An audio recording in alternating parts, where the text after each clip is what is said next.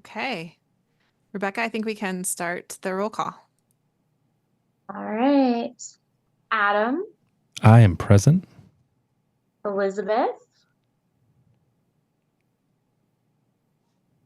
She's here. I'm here. Emily, Here. Christine. Here.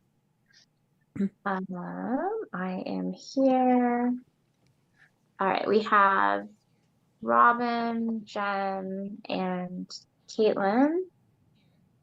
And okay, Justin I'm here. and Ted. I'm here. All right, looks like we have a quorum, Emily. I'm also here, by the way. Brian. Yeah. Oh, Brian, I thought you said yes. I said Brian, and I thought I heard a yes, but I'm a little frazzled, so maybe I was looking at you and typing yes that you were present. All right. Well, thanks everyone. We have a lot to cover today, as you probably saw. So without further ado, we'll move on to the mission statement. It is the mission of Montessori Peaks Academy to achieve high standards of individual excellence by guiding the whole student through an exceptional learning experience based on the educational philosophy of Maria Montessori. Next item is community comments. Did anyone receive any? I did not. I think we can move on. Just going through these quick now. So the next item is the principal's report. Robin? Hey. So staffing updates, we're fully staffed. We really haven't had any new hires beyond them. We always try to get substitute teachers, so feel free to join up for that. Facility updates this weekend. You know the 2 RT units that needed to be replaced will be replaced this weekend. That is the plan. So that's exciting. We've got some new bike racks and a bike lane that Meg Smiley worked with me on, and we've got that in. And also some crosswalk painting. So you may not have noticed, but when you're pulling in now, you can see crosswalk lines just to try to improve the safety for our students and families that are biking or walking to school. One thing we're looking at right now and talking about with our alarm or fire and safety company and also Intelitech is enhancing our North security system a little bit. We already have a system in place, but just doing some, enhancements. And then of course the wonderful playground fundraising that PTA is doing. And Caitlin, we do have that survey scheduled, right, Jen, for November? We definitely have it scheduled. Okay. There's been some updates to it because Michelle was able to give me some more requirements. Okay. As far as community, the car line arrival, this is one thing we talked about PTA because they were wondering how it's going with our new procedures. And really, as far as the staff is concerned, we're much happier with everything. Like the kids, we feel like it's much smoother this year. Kids are walking in the building independently, which is very important, very developmentally appropriate. And really just having those doors close on time. Not that we don't let kids in after that. It's just that that's made a big difference. So the tardies are significantly reduced. And right now attendance is too. That's probably something we'll still have to keep working on. But since the pandemic across the nation, attendance has been a concern. At the 9-4 staff meeting, obviously we did business. Elizabeth will continue to provide updates for the board at the staff meeting, and that's what she did. And then we just did work on our goals for this year as a staff. A group of staff attended Jillian Factor's memorial service, and also the MPA and the PTA kind of teamed up to send a beautiful display of flowers. So thank you, Jen and Caitlin, for doing that. Then last night we had a roundtable meeting. We actually were supposed to have it last week. We rescheduled it on purpose, a variety of reasons, but we actually were finalizing some of our UIP information. So we wanted to have that before this board meeting. And then of course we have the upcoming Dewey's Dash, and then we are starting to work on our parent tours and information nights because already we have to start thinking about next year's enrollment. Charter renewal, the draft is complete. I hate it. No, I don't hate the actual draft, but that was a lot of work since June. So, and just pending tonight's approval, hopefully, or any updates, and then we can make the approval. With regards to data, Emily, did you want me to show that presentation now with the data? Is that a good time? I don't want to take up. Yeah, maybe I should do that. Yeah, sure. Hold on. Let's see if I can get mine to work.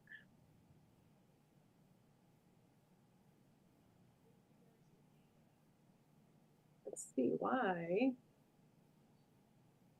There we go. Hold on.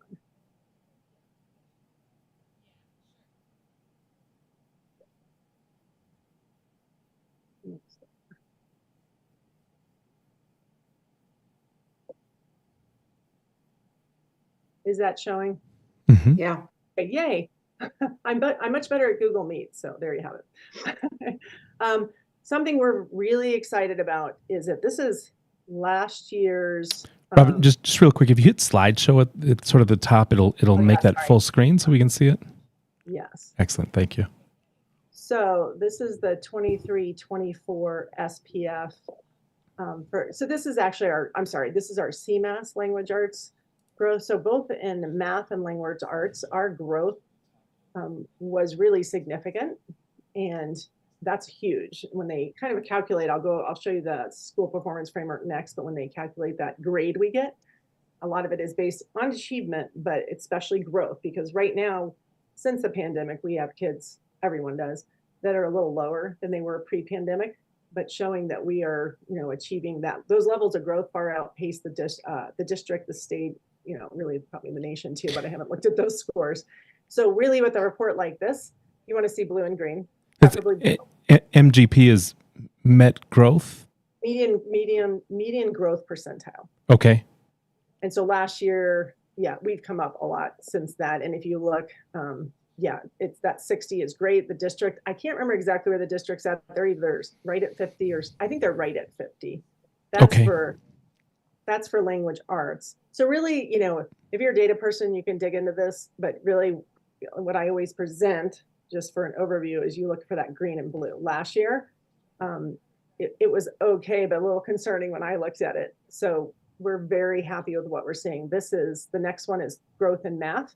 So we're at a 64, and that again, far outpaces what the district and state are doing. So we're all dealing with some of the same issues from the pandemic, and we know this, but to our staff, this shows that the tweaks we made last year, and they really were just tweaks, they weren't significant changes to curriculum, and just trying to, normalize behavior and kind of, give teachers the correct support, it is working. And that's what's exciting. And this is where it really shows. And it looks like we're just tracking those numbers in cases where there's over a certain number of, like a measurable number of students. I mean, some of those, we have 8 and then there's nothing. Yeah, we don't, this is not my report. This is actually, I don't even know who puts out this report, but anything time you see like that, it's not statistically significant. They can't report on it. Yep. Yeah. Makes sense. So this is the one that, Jen heard me scream when they always send this. They're all colored. Yeah, they send this out to principals. I think it's funny on a Friday at 4:00, Jen. Yeah, I think that's interesting because some people get bad news, and that's a terrible way to start your weekend. If you look at the one on the left, we were at 66.3 last year. Above the 50th mark, and it still put us in the performance plan. So you see right here, the green line, it says performance. We want to be above that, and we'd like to be as much above that as we can. And get this so I can actually see. And then if you look at the one on the right, that's this year's. So we've come up, I believe it was, is that 14? Yeah, 14.1. Is that what it is? That's what we wanted to see. So what we are doing works. If you look, again, just looking at basic, if you don't want to look at the data, look at the yellow. For me coming in, that concerned me. So if you saw on the one on the left for 2023 CMAS, the SPF, we were approaching enactment growth. And that meant you're not really quite there, right? Anytime you see yellow or red, you need to start being concerned. And if you go over to the one on the right, that's the one that we just got. So the updated one, we're meeting in both achievement and growth. And in the case of middle school, which is not just 7th, by the way, that includes our 6th graders. If you look at the very bottom of the one on the right, you will see that they are exceeding in achievement and growth. Excellent. And in Montessori especially, that's something, it's different for us because sometimes if you look at 3rd or different grades, because we have this 3-year cycle, it doesn't always align with what they're testing on, right? And for that, they do it by grade level. And so really that shows us that whole system is working. If you go forward, this is the second page of the report. So basically what I did is on the left is last year's, on the right is this year's. So you can see why last year when I first looked at this on the left, this was concerning, right? So, you know, when I see academic growth does not meet, we didn't meet last year. So that was the prior year's CMAS testing. So if you look at the one on the right, we are now in the category of meets all the way down. So kudos to the staff for really fine tuning everything and really, you know, kind of making sure we normalize behavior and align the classrooms.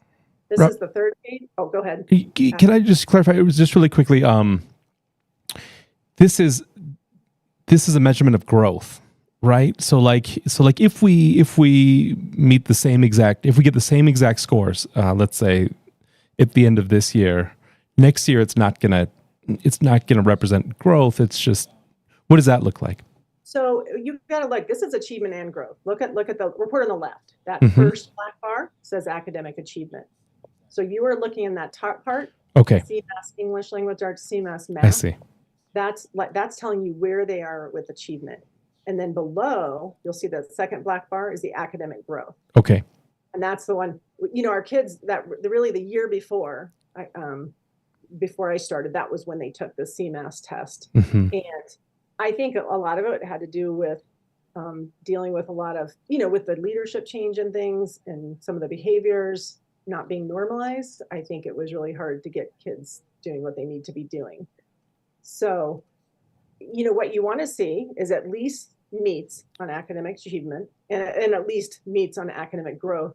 And you hope, you know, to exceed, although that gets into levels of focusing mainly on the test too. So you always have to be careful of that, right? okay, So if you just look at that alone, that column on the right on each one, I mean, huge, like this makes me happy as far as when we have to go to Jeffco School Board and present our charter renewal, you know, excellent.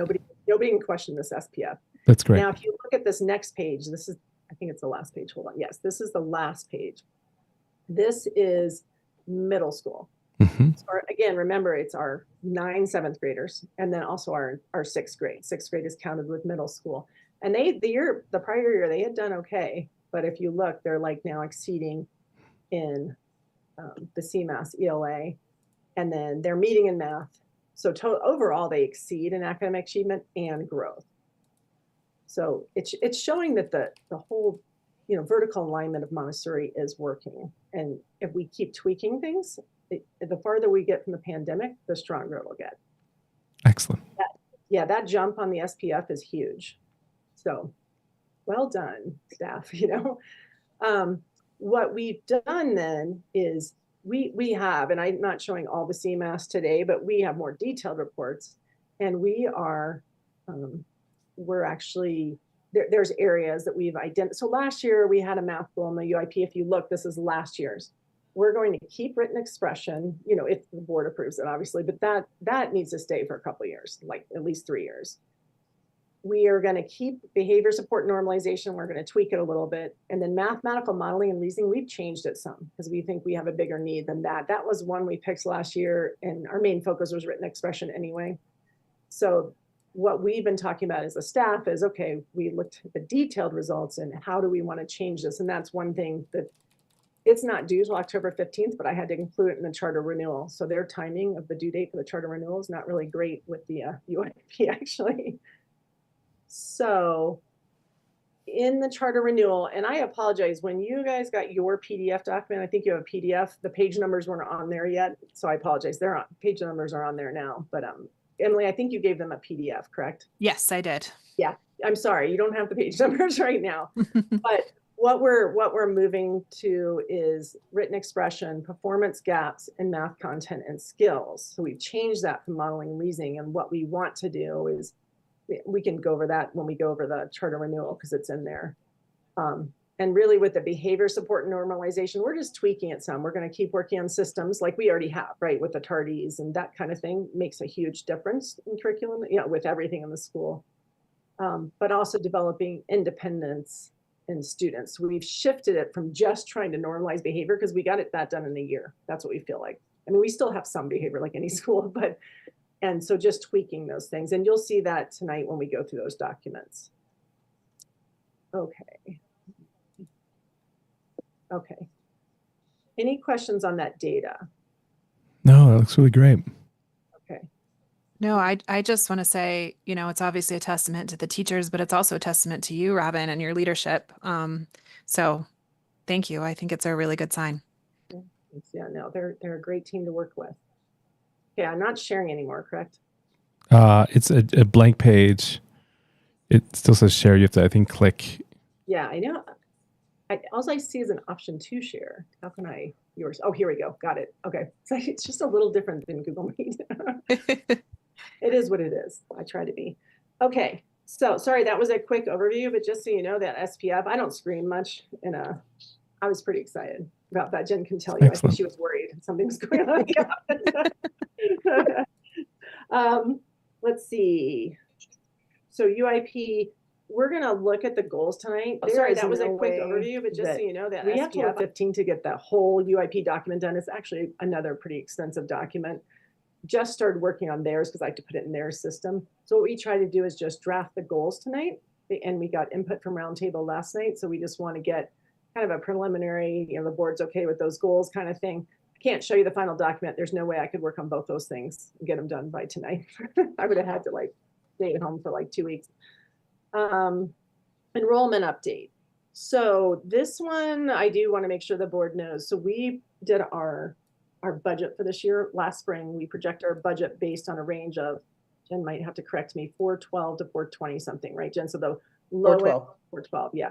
High end was 420 something, and you hope you get in that range. We're sitting at 405 right now. And the reason being, when we did that preliminary forecasting of enrollment, what I have found out, because I did a little digging, is that really for the past number of years, the way our students were being enrolled in Jeffco Enroll, there was just a mistake. There was just a mistake in the system, and we needed to. That's going to be fixed on our side, so that going forward we have the accurate number. So basically, when we were forecasting, we were going off a number that was based on something that had an error. So we've identified that, and it's going to get fixed.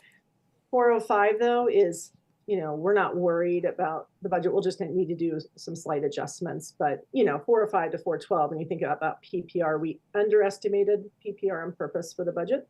So in the end, Jen and I have talked about it. We're still feeling good about things. It's not as high as we wanted.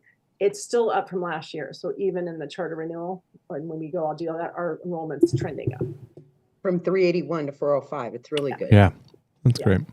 So, and again, we fixed, that mistake is in the process of being fixed, and then we should not have that confusion ever again. And let's see. And that's about it beyond just the dates at the bottom of my principal report. So any questions for me on those things that I presented?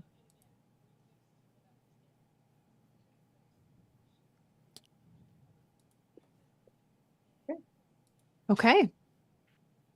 Thanks, Robin. Next agenda item is PTA. Caitlin? That would be me. We had our first in-person Friday morning meeting in August, and September. It was super well attended. I think we had 18 to 20 people in person, which is the largest PTA meeting I have seen in the 4 years I've been here. We are really excited to see people volunteering and getting really involved, and there was a lot of really great discussion. And thanks to Robin for fielding a lot of questions and all of the support she gives to the PTA. Like Robin mentioned, we're launching Dewey's Dash tomorrow. Myself and Megan Sanders will be going classroom to classroom to launch on a smaller scale. That seems to be better for staff. We did decide to set a stretch goal of $75,000 this year. We're going to use that to cover our operating budget, and then whatever is above that, we're going to earmark towards the playground. We're going to do a heavy push of advertising for the playground. We have a dad who's volunteered to do a hype video, if you will, to talk about the playground and fundraising and what all this money is going to be used for. Robin mentioned the survey for the playground, so I will not.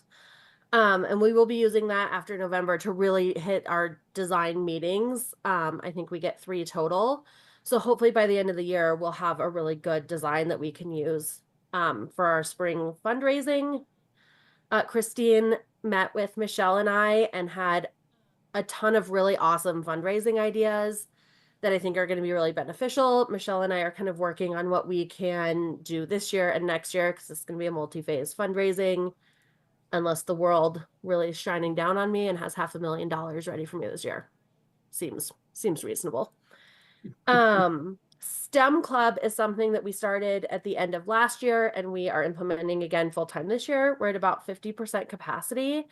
And we had 6 volunteers raise their hands very quickly to allow for 2 full sessions.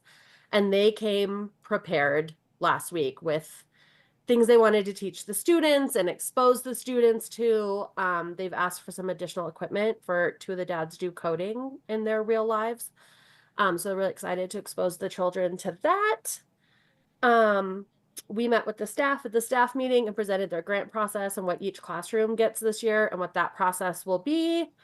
And at our well-attended PTA meeting, we had a parent raise her hand willing to revamp our spirit wear. We had a really great first year. We've sold nothing in 2 years. So that survey went out in the newsletter on Friday, and then she's going to be working with our supplier to get that rolled out. That will also be a playground fundraiser. Those are the highlights. That was a lot. I feel like I talked a lot. Any questions for PTA?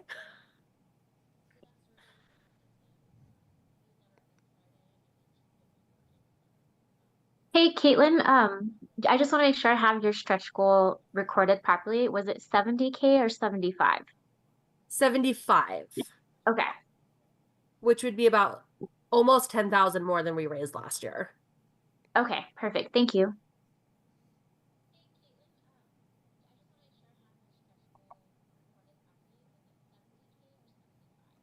Well, thanks, Caitlin, for coming. Really appreciate it. Thanks for Thanks for having the me. update. You guys are doing great work. Enjoy your meeting. Thanks. Yeah. Okay. Next item is actually I skipped over something that I had under the principal's report for an action item. This was something that we talked about at the last board meeting. That was the staff handbook and the it's titled Employee Procedures, Policies and Procedures. It's I think formally known as the staff handbook, but we talked about that last meeting. Robin had made, I think, some like non-substantive changes to that document. So I thought we could go and just approve that. We talked a little bit at last board meeting about maybe not needing to approve that, but Robin and I talked after that meeting and we kind of decided we should just go ahead and approve it just so there's no question. So assuming everyone's taken a look at that, does anyone want to put forward a motion to approve that? I'm happy to make a motion to approve. I move to approve the let's see, what's the full name of it? You can just employee procedures, policies and procedures revised 24 to 2025 as submitted. I second the motion. Okay, give me just a sec to write all of that down.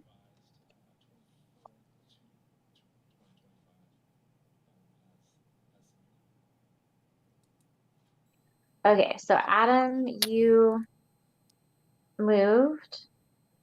And Brian, that was you that second. Correct. Is that right?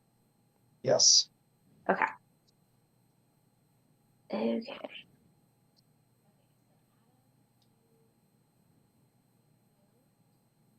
All right. So Adam. Yes. Okay. Sorry, I'm having to move this into a new spot on the agenda. Okay, Brian.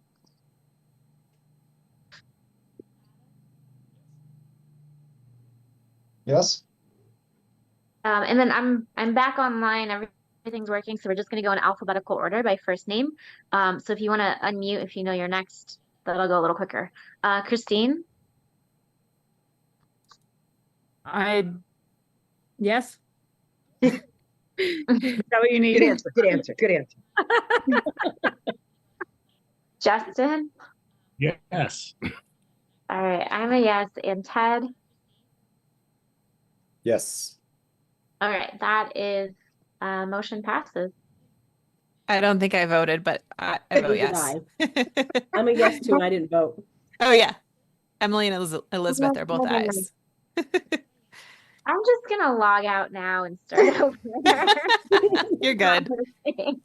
You're I- good. Hold on. So Emily is a yes. I swear I copied the chart over. Like, and then Elizabeth also a yes. The motion still passes. Great. Thanks everyone. Committee reports. Finance is first.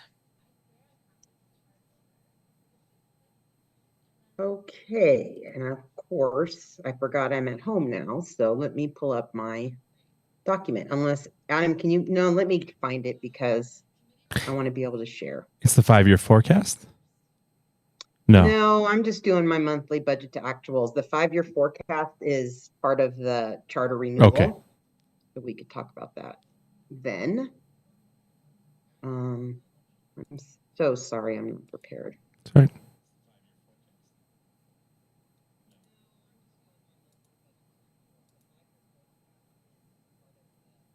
Jen, did that come with all the other documents that was sent out? You know I sent it to Emily on I sent it. Saturday, Yeah, and I never saw it in the thing, so I'm just pulling up what I sent I her. think I sent it separately. I see the email that says budget versus actuals for tomorrow's meeting, but there's no attachment.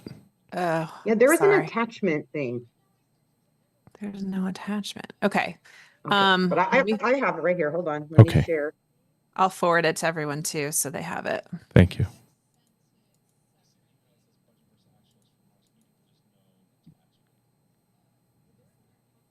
Adam, you're really killing me with these new email addresses. I can never remember which one I sent it to. What's the new one? At MPA board? mpaboard.org. Okay, there it is. So who do you want me to send it to? To you, Adam? Sure. Okay, so here it comes to Adam at MPA board. But in the meantime, I'll open it up and share screen.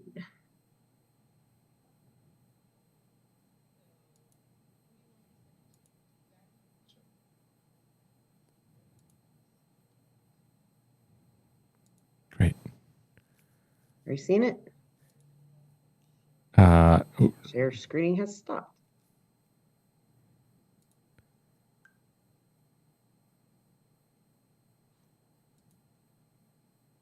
There we go. Now, how can I make this bigger? F11.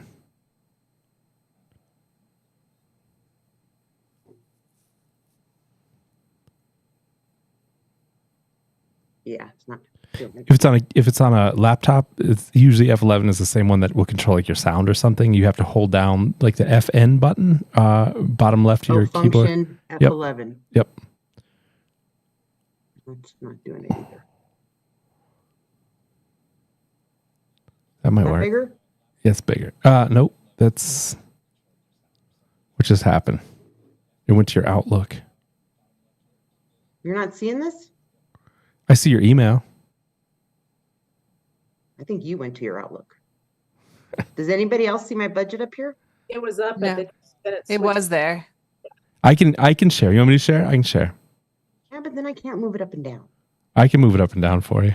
I'll mess it up, but I did make sure I kept the numbers on there so I could see it. I have to close this so you can't see me right now. yeah. I don't even know what you can't see right now. I'm sorry. Hey, listen, we're Um, good. We're gonna make it through this one. Jen, this is just making You me put too feel so much pressure on better. us, Emily. You told us it was going to be a I'm lot. sorry. I'm And sorry. that was the first thing I heard this morning, and that's I'm sorry. Here, I can do it. Watch this. all right. I'm gonna do full screen on this so everybody. Okay, right now everyone over there can see it, and then I'm gonna do it in Zoom. watch this.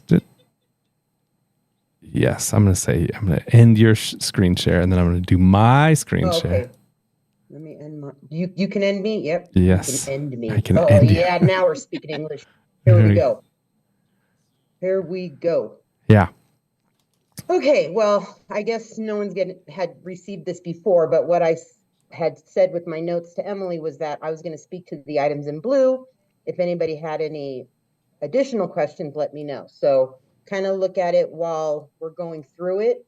The blue things are the things I figured you might have questions for. So the first thing is line number 10 in revenues. That's our capital construction money and our UPK. UPK, just like last year, is a few months behind, so we'll catch up with that. The next two blues lines, 12 and 13. Yeah, those are also just state and federal funds reimbursement for our foods. They're negative because in June or July, I think in July, I received May's reimbursement. And so basically it had to be deposited onto these financials, but it's going to be debited out during my audit, which is happening this week. So this also is just an incorrect number for the time being. Otherwise, everything else, I guess I should start with, we're at 17% through the budget. So that's kind of like our goal through all the what's it called? These groups. And so you can see at the bottom, we're at 20 because our main thing is our PPR and it's coming in no problem. And then this 810, what's this one? Oh, also, I just got tuition billed. We have a new platform called Brightwheel. It is awesome.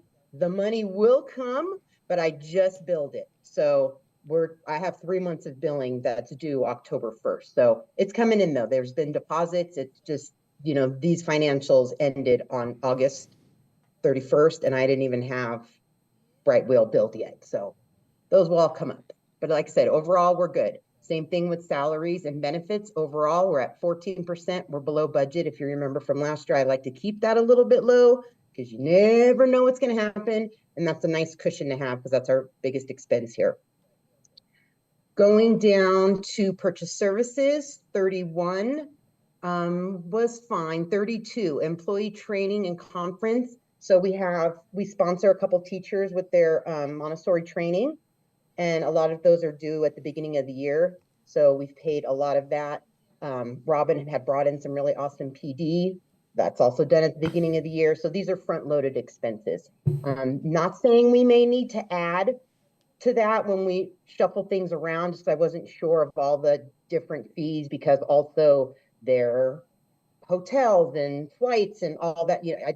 I might know how much a tuition fee is, but I don't know what the total cost, the per diem and all that's going to be. So it's a little high now and we'll see.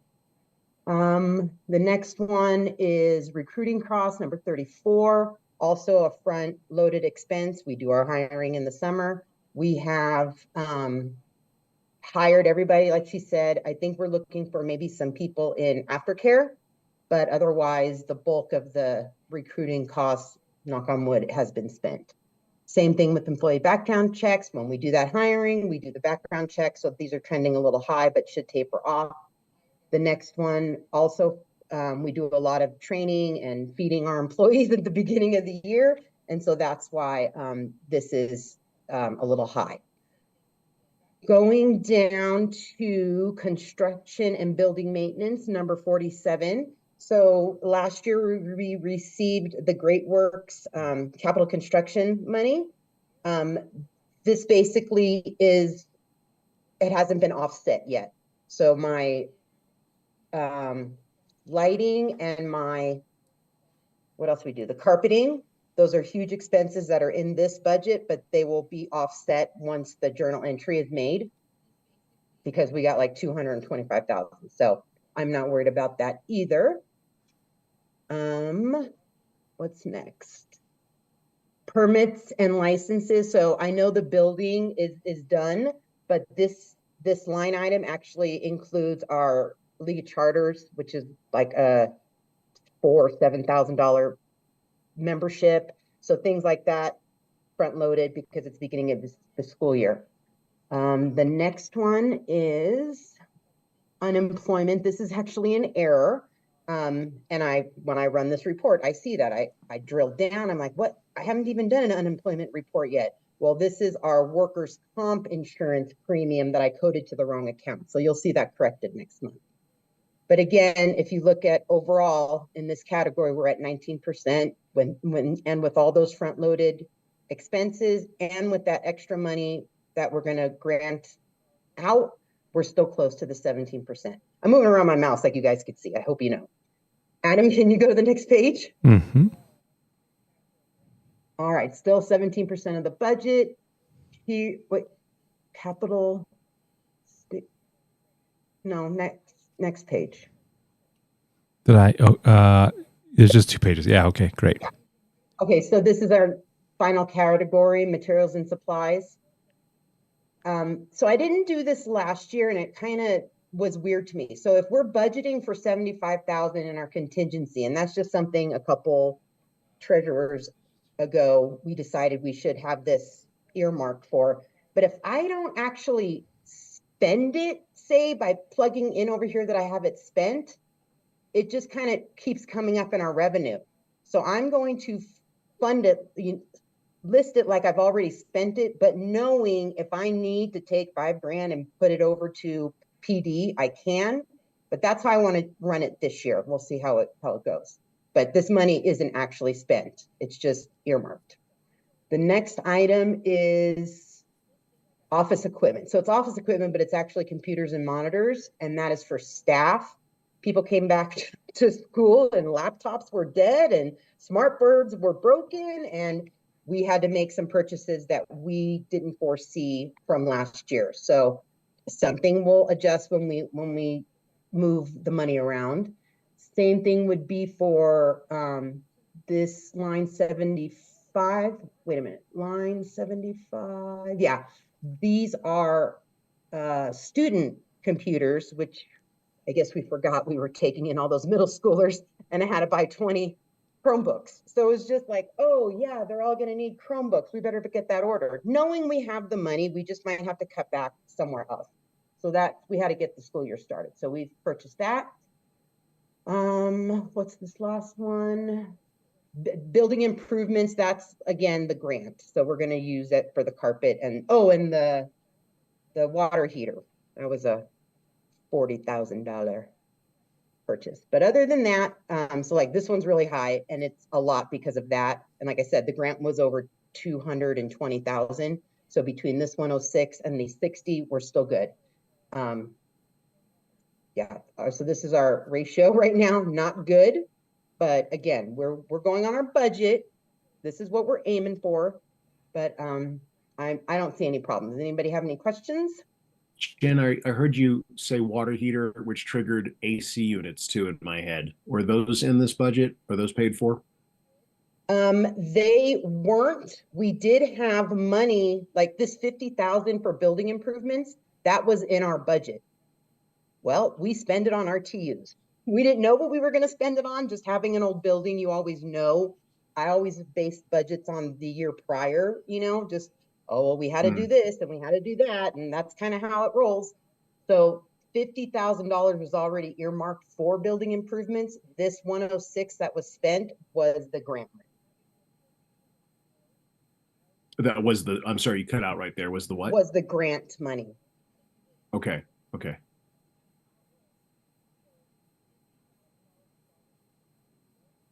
So that's everything. Those building improvements are all the repairs that have gone down. So far, yeah. So we have to hope everything, nothing crazy. Our roof stays intact, but well, if the heat goes out, we buy the kids a cord of wood and give them a matchbook. Hey, we're Montessori. They need to figure it out. Get creative, kids. So did anybody see anything? And I'm happy if you are looking at this later. I know there's a lot of things on the agenda. Reach out to me. I know Elizabeth stopped me in the hall. Jen, is this for real? Yes, Elizabeth, this is what we're dealing with. But her question was about like the meals and stuff. And it's frustrating. It's not free. it's free to the families. It costs the school a lot of money. So I don't know if you sign up for meals, but I try to put a little heartfelt plea in my last sign up. Like, please only sign up if your kids are really going to eat it.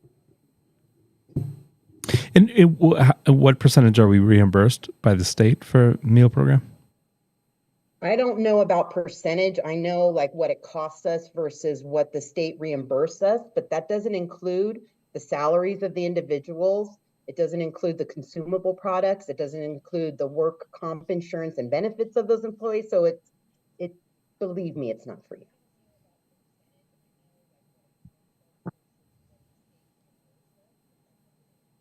Thank you.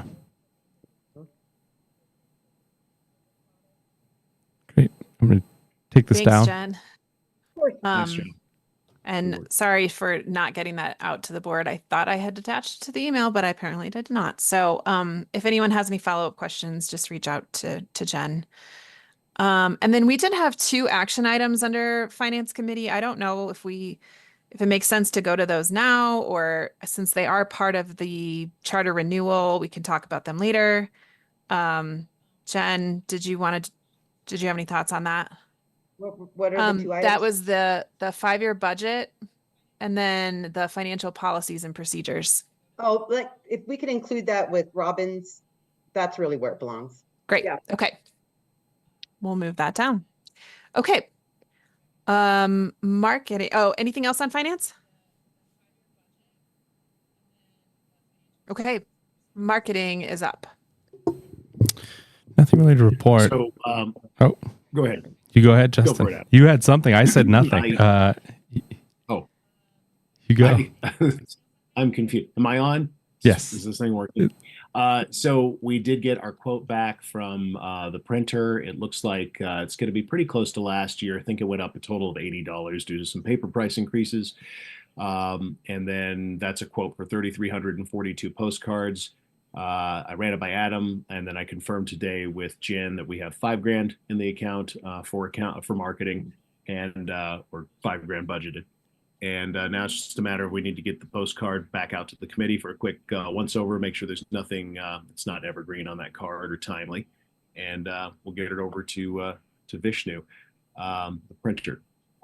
Adam, I think the only piece we still need to complete is, are we just going to do the same zip codes and just hit the same, like recreate what we did last year with the United States Postal Service? As a committee, we hadn't nailed it down. We said that would make sense. I haven't heard anything to the contrary. It works for me, unless anybody's got any strong ideas about if we should be targeting anybody else. It was pretty geographically. I mean, it was like, you draw a circle around the school, and that's most of who we sent these out to. Do we have a target date of when we want to get them out? I feel like we discussed like holidays and enrollment time and things like that. Sooner than later.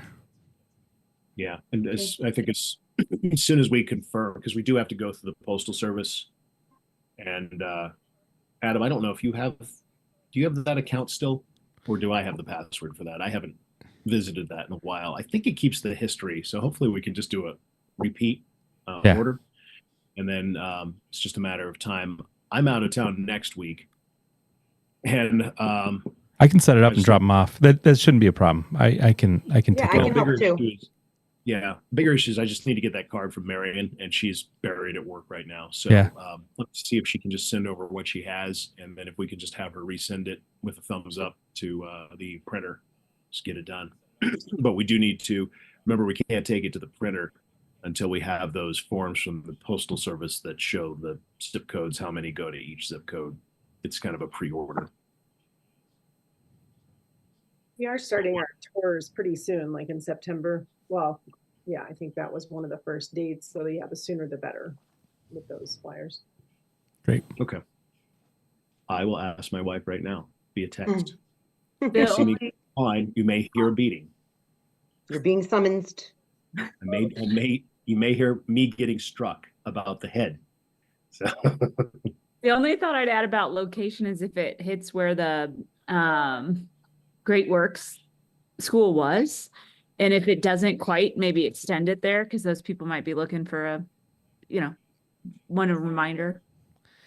It's not a bad idea. It's as the crow flies, it's pretty far from us. But I'm certainly not opposed to it. We can, I guess the next step on our end will be to log into that account and just sort of get a sense of where they are, and just try to keep the budget pretty much the same. It's interesting. You just sort of click around and then you change it. Right. What he said.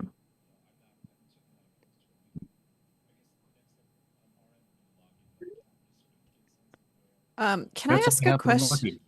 Yeah. Oh, sorry. I had a question about the I don't know if marketing is dealing with this, but the sign, the digital sign in front of the North Building. Or is that something that marketing?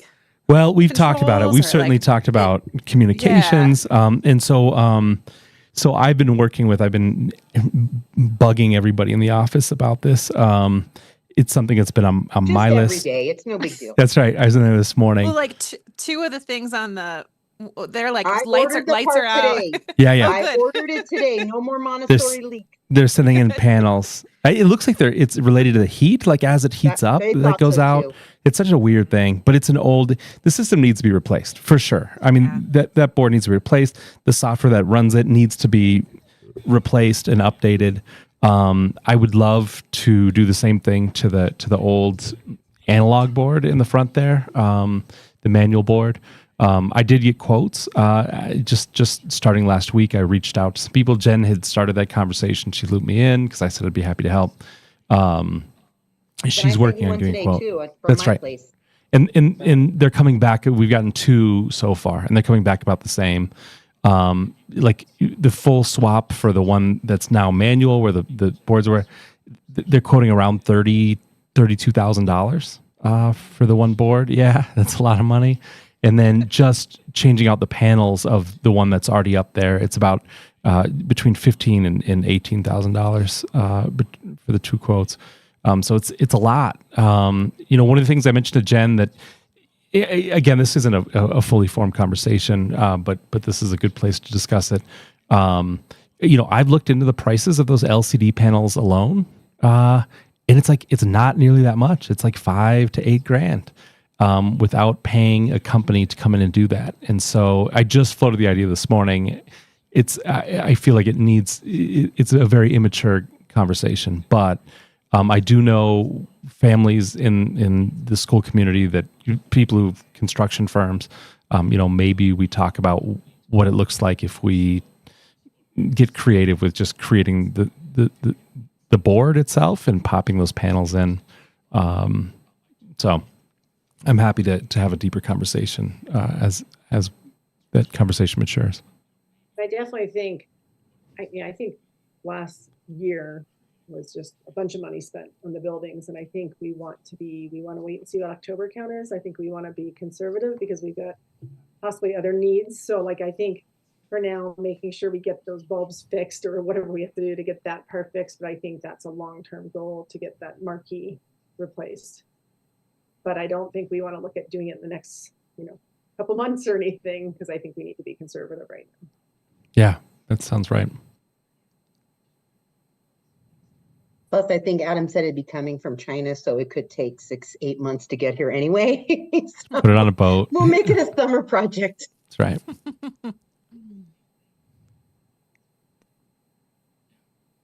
Well, thanks for that update. It's good to hear you're already thinking about it, Adam. Okay, anything else for marketing? That's it. Okay, next we have SAC. I think this is Christine and maybe Robin. Yeah, but our first meeting, and we had planned this a long time ago, is actually next week. So. Oh, okay. Perfect.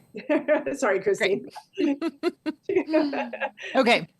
When I saw that on the agenda, I checked and I was like, did I miss a meeting? And I was like, oh no, good. It's Monday. Good. it would be just great because we weren't thinking the charter renewal. They just announced when the charter renewal was actually due, which was October 1st. So that it bumped up, expedited the UIP discussion. Anyway, we probably would have had it sooner if we had known that. But anyway, that's Monday. And then we'll have an update for the next meeting. But they'll hear the same data. We'll go over a little more detail, actually, the data for accountability next week. And then by then, actually, we'll have probably the whole UIP. In fact, I will have the whole UIP document done. So they'll see a little more than what we'll see tonight. Great. Okay, and next is grievance committee. And I do have an action item here, which is to approve the updated staff grievance policy, which is also going to become part of the charter renewal. It's an attachment to the charter renewal, but I thought we could address that in this conversation about the grievance committee. So I think that's Ted and Rebecca. I did not get any grievances. Ted, did you get anything? Same here. I did not receive any. Okay, and then Emily, I looked over the grievance policy and it looks good. It looks fairly identical to the family The community grievance policy. Yeah. community grievance policy. So I thought that was really nice to have the consistency between the two policies, and everything just looked fairly straightforward. Great. Yeah, I think it's all in pretty good shape. And that was definitely the goal, to kind of align both policies, make them a little more streamlined and straightforward, because as some will recall, they were very circular. It was really hard to read the previous version. So I think this will be definitely a good update. So has everyone, assuming everyone has seen that policy and the draft, are we ready to go ahead and approve that? Or does anyone have any discussion about the draft at all?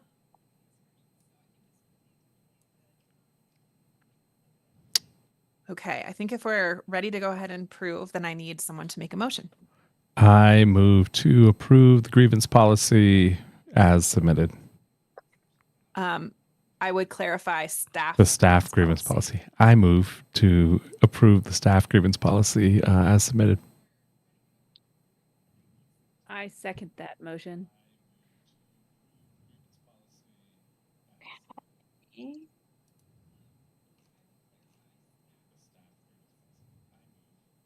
All right. Adam, Yes. Brian, Yes. Christine, Yes. Elizabeth, Yes. Emily, Yes. Justin,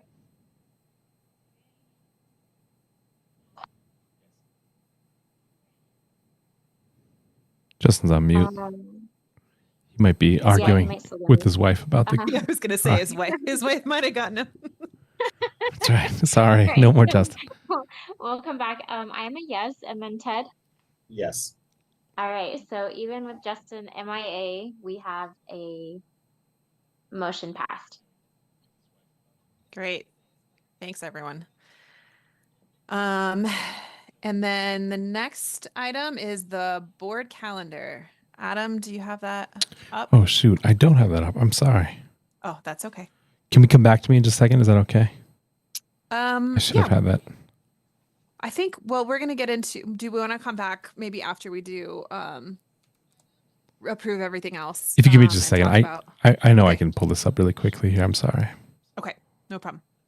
Uh, I can also pull it up too. I think I have it saved somewhere. Here it is. Okay, let's see.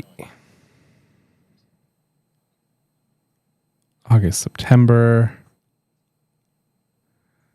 Okay.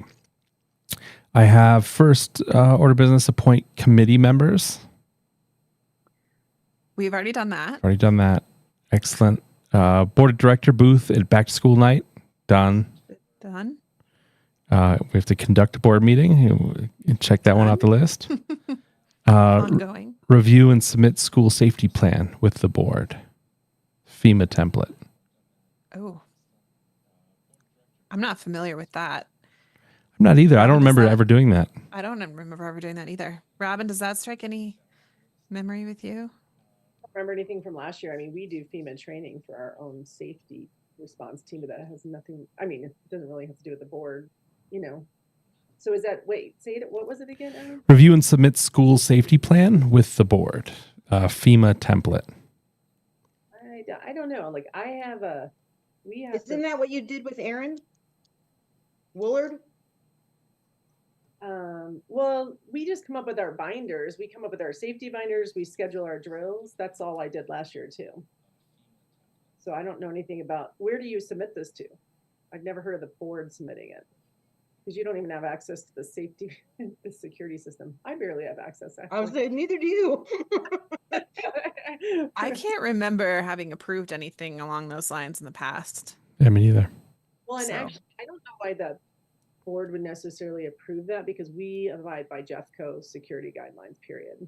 You know, like there's no, you know, so I don't know. And I know we didn't do it last year. Does anybody think, I don't remember anything like that last year.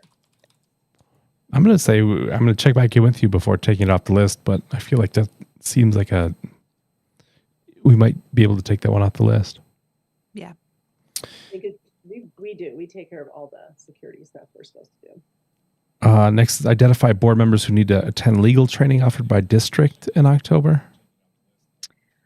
I haven't seen any announcements about the legal training. Robin, have you seen anything on that? No. Will you check with the district and see if they are offering that? I seem to remember. Colorado League of Charter Schools, which one? Because I think, I think maybe with Teo. It does it say, Adam, does it say district or does it say Colorado League of Charter Schools? Offered by district. who attended it last year? Anybody? We attended, so in the League of Charter Schools, there was Yeah, there's conversations, there were sessions on legal training, but it doesn't sound like it would be the same thing. Would this be the stuff that Dr. Gary does, the training he does? No, I don't think so. I can't imagine the district offers any legal training to charters. I can email Tayo. I haven't heard from her in a while. She went to Africa for a while. So Totally not on a school break. I know. Yeah. There's some sort of like webinar training that we had to do when we first each come on the board. There's like these webinars that you watch. I think that's Colorado League of Charter Schools. That's what I Okay. think. Okay. Yeah. Okay, well, I can look into the Colorado League of Charter Schools. Unless Robin, you have contact there. I get their emails. I get some emails, but I haven't seen anything. Robin, we could email Sarah too, Teo's secretary. I've reached out to her for a couple things recently. She's been helpful. I mean, I'm not sure. Let's see. I mean, everybody can access those websites. I don't know. I wonder if a REIT could help on this to figure out what was the history with that. Yeah. Okay. The REIT's coming by the school Tuesday to see me. I can ask her. Yeah. That'd be great. I'll look up. I'm going to see. if What's they- it called again? The district? Uh, member training? District legal charter legal training offered by district in October. So I mean, there's a date on it. So it sounds like it. Yeah. I don't know why the district part is on there. I just don't. There's like, so I'm looking at the League of Charter Schools website. There's like Title IX training, equity and compliance for boards and school leaders. There's all these different trainings. I do my own trainings to do the district, but that wouldn't be, board members wouldn't go to the school ones. I see a lot of Title IX stuff. Yeah. You know, I could ask Gary if he knows what that is. Yeah, maybe Gary. All the training that Gary did for us in July came from Colorado League of Charter Schools. That was their presentations. So I don't know, maybe there was something at some point where they did that. Yeah. It doesn't sound like anyone went to it last year though, so maybe it is no longer happening.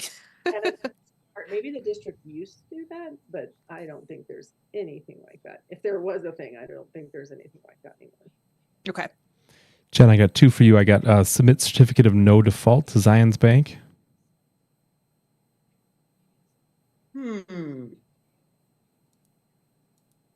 I'll have to look into that. I can't say yes or no. Okay. But no default to Zions. When did you say it's due? It's just for September. It's a September action item. Do you remember the paperwork I had you sign, Emily? Was that? Yeah. I feel like that was it. That was, let me pull that up.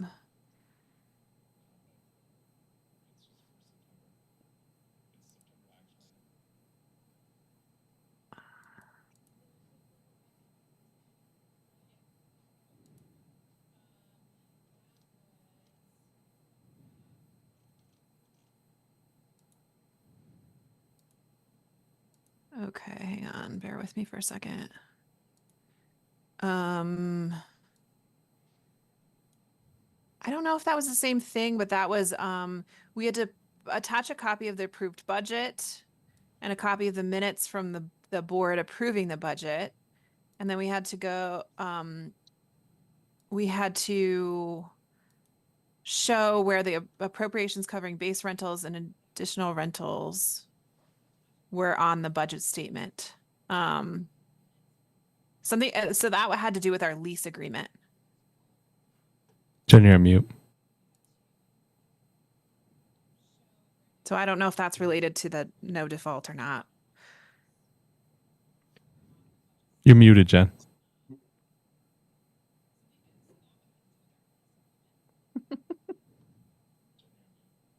That would explain it a lot. There you go.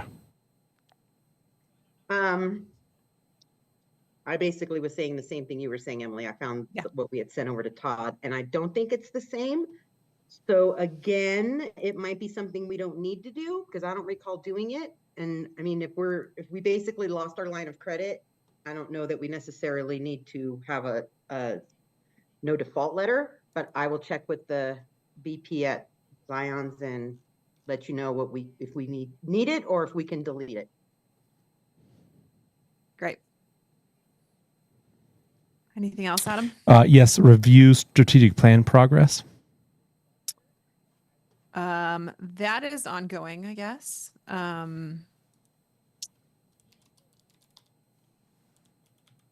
We can make more time for that, I think, at another meeting. And then the last one, annual trustee fee of $3,000 due to Zions. I recently paid that. Robin approved it, but it'll show up in next month's financials. Excellent. Great. That's it? That's everything. Great. Okay. Now we're in the thick of it. So the next item, and Robin, I'll defer to you about the order of all of this. A lot of this is actually either in the charter renewal application or an attachment to the charter application. So I don't know if it makes sense to go with that first and kind of walk through that document, or if we should kind of review and approve the other documents first and then have the charter application renewal application as the final document.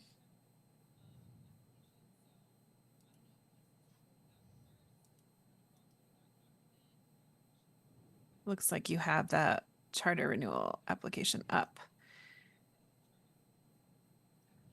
You're muted.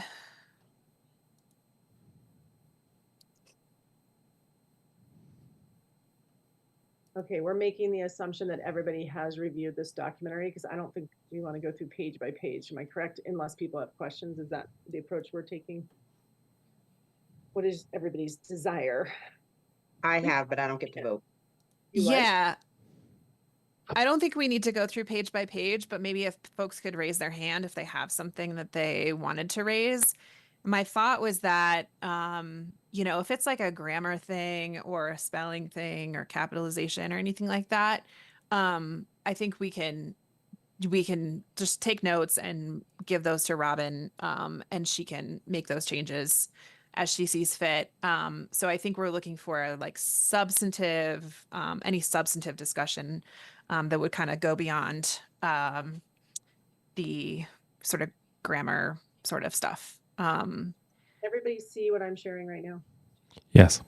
Oh, I'm getting good at this then. Okay. I actually have the live version of this. You had a PDF. Yeah, so we could do that. I could go through. I don't mind going through. I mean, it is 40 Do you want to seconds. maybe just give an overview of the document and like some of the areas that maybe focus more on things that the board might Yes. want to weigh in on? Perfect. Well, it's a lovely title page. But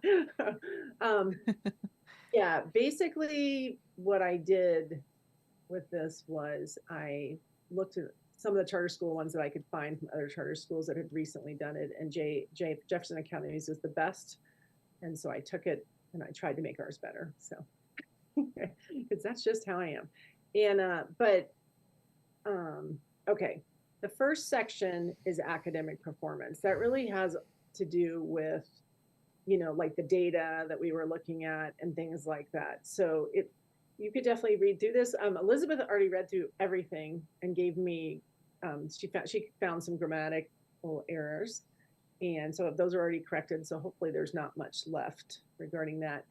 Each of these questions, what I did was if it was something I could just answer and didn't like, I don't need help figuring out what the mission is, you know, I can just pull that from our mission statement, but there were certain sections of all three that basically, okay, sorry, there's three sections. There's academic, there's organizational health, and then there's financial health. And each of those sections, I actually copied Jefferson Academy's answer for people to see what they included. And then I had people give me the data that we needed to, you know, comprehensively answer the question. And then I wrote it all so that what I noticed in like JA's was that their styles were all different because apparently different people completed every single question and that part didn't look very good on theirs. So it wasn't just me, I mean, I wrote it, but it was input from all the people that need to provide input. And this is really like if you look, question 2 is talking about the SPF. I loved talking about this one because I basically included screenshots of the trends in our data. And then also these SPFs, I thought this is a big deal, you know, so just including proof, because when you come down here and when we have to present, we've got this 80.4, which looks really good. So if there's anything in here, I guess question 3 is the one I'd really like everybody to look at. This, I do not have the UIP done. It will be done in the time they gave us, but I think in the past, I don't know if the board's really read the whole UIP because there's really a lot to it, but we basically need an approval on the goals we're choosing, right, Emily? So correct me if I'm wrong. Like so because the renewal asked this question, what are your UIP goals? We had to go ahead and answer this before we've even, you know, finished the document. So what I've done so far is we got teacher input since August really on the data, and then we had roundtable last night, and then the board tonight, and then we'll run it by accountability, you know, just for their final look at it. But these goals really come from our data and curriculum and instruction. So this first one right here, challenge 1, none of that's changed. A lot of goals on a UIP should actually be multiple year goals because they're big goals, right? Especially that written expression. So that's the same as last year. If it said anything, yeah, nothing in there is really, nothing's changed. So you don't really need to look at that. This second one is the one I really need to make sure everybody reads. And the second and third one, because we made some tweaks in here. And actually the math one, we pretty much rewrote. We had it based on the modeling reasoning. That's the part I told you about. Now we're talking about performance gaps and math content and skills. So our growth was great. Our achievement still was better than the district, but in my opinion, it still wasn't strong enough. So we want to tweak some things. And if you look, what we're going to focus on, and this came from teacher input and based on our data analysis, is developing a math curriculum K-8 grade scope and sequence, which serves as a bridge between the Montessori curriculum materials and current academic standards.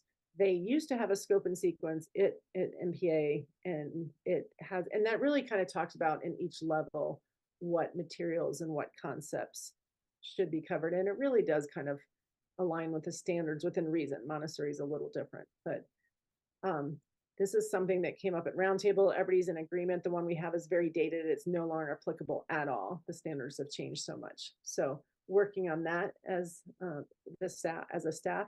And then the second one down here, enhanced accountability and record keeping systems to support resolution of gaps in the math foundational skills and content. You know, we have a lot of teachers that have really comprehensive record keeping systems, but you know, when you're talking about newer teachers coming aboard and people being trained at different places, we really just want to make sure all the teams are talking and we've got some alignment. When an instructional coach or an evaluator comes into a classroom, or a parent for that matter, and says, oh, what was the last, what lessons have been given my child, or an evaluator, show me your, the lessons you've given, that should be able to be produced right away. And that really is for the benefit of the learning of the student too. It's making sure we're filling those gaps where we need to. Okay, Robin, really quickly, where it says root cause, K through 8th Montessori scope and. Yeah, look, I'm gonna fix it as we. Okay, got it. So on that one, so again, we focused on modeling reasoning last year, but on that goal last year, that was something we picked because everybody's low in modeling and reasoning, but actually our data looks pretty good in that area. So we really think this is more important. This is a response to what really is probably the biggest impact of the pandemic, which in curriculum is math. It was the hardest thing for parents to teach if they were able to do the lessons at home, and especially in Montessori, but really it was for all schools across the nation. So anything you see there that would concern you, or? Okay. The next one is, I love how they just say performance challenge. They change this name every year. It's a goal. I don't know why we can't just call it that, but it's okay. Behavior support and normalization. We had that last year. It was different because when we started last year, we had some very dysregulated behavior that had started in primary and it continued in the lower L. And we think, we worked hard last year to find systems and get that under control. And we feel like now what we're seeing is fairly normal for the most part behavior. Every once in a while, we have some interesting things. So what teachers really want and what they're seeing now, what their biggest challenges is work avoidance and resistance to skills, practice, and corrections.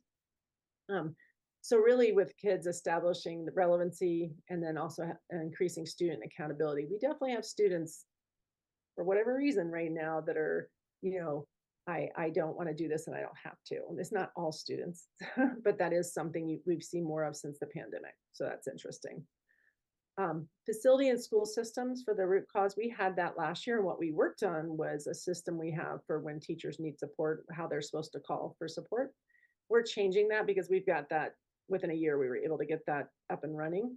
We actually, this one's pretty much already up and running. It's the intentional modification of systems related to school arrival, tardies, and then attendances is something you'll keep seeing coming in the weekly newsletters and things because Jeffco's focusing on that too. Attendances is still, maybe I should say attendance, arrivals, tardies, and attendance. Okay. Any questions on that one?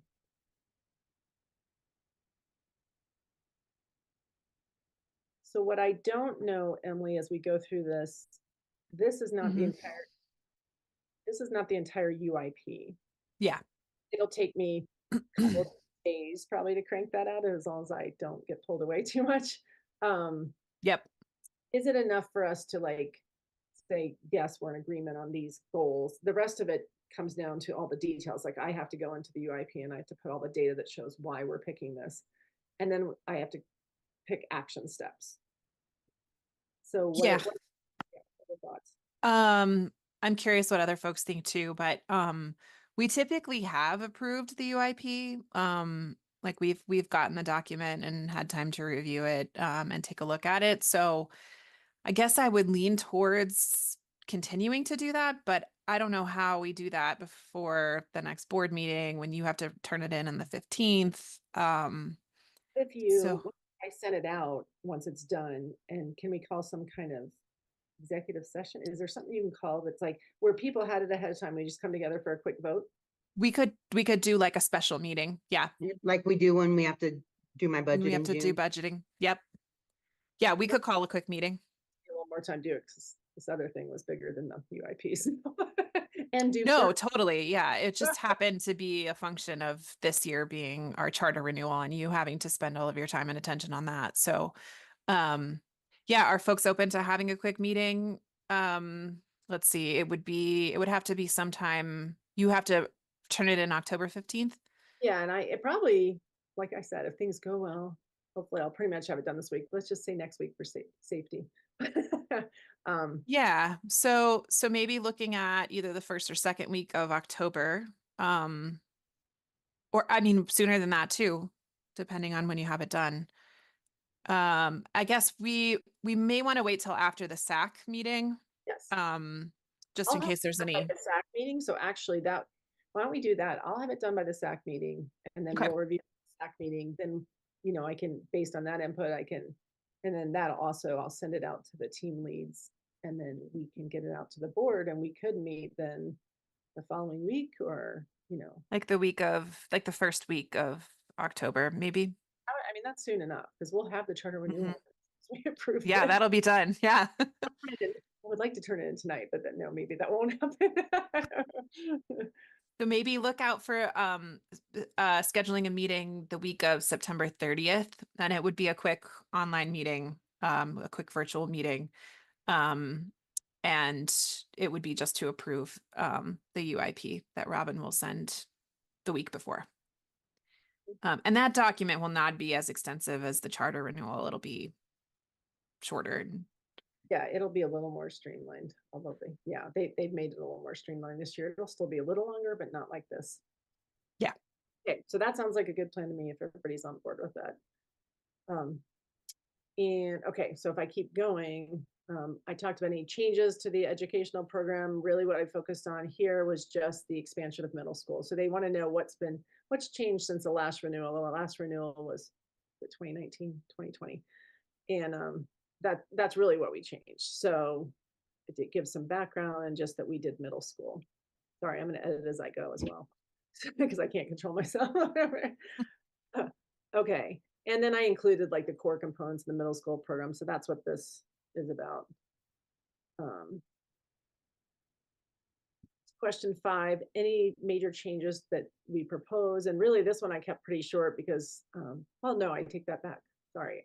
I put even more about middle school. So the last one just talked about how we introduced middle school last year. This one really goes into now that we really had a year to get under a belt, the kinds of curriculum we're putting in place. So you'll see some charts in there with things they're covering. And just the topics they're covering. Stop me if you need me to slow down here. This is pretty much curriculum stuff. So discipline data, we don't really, I'm the only one who does discipline. I just answered this question on my own. We don't have, what they're looking for here is schools that, well, they want to know how many suspensions you have. They want to know that type of thing. And you can see right there, we don't have many. There's not much to consider here. So really, I just emphasize because of the, the peace curriculum in Montessori and the roadmap to responsibility and how wonderful our staff is at, building relationships with students and those types of things, even though we do have behavior, it's not excessive behavior. And so that's probably the shortest one. Are we serving all students? Well, yeah. This is one where they want you to use disaggregated data. And this is what, Adam, when you were asking about those little asterisks on the test reports, we don't have a ton of disaggregated data as far as we don't have a super diverse population. That's just how it is. My last school was like that too. It's not a ding on us. It is what it is. That's the surrounding area. It's, so, but we did this one, Aaron gave me input on based on our read plan students. And we just talked about the movement of those students and, who moved off a read plan, not names, but just numbers of students. And we also referenced our gifted and talented programs.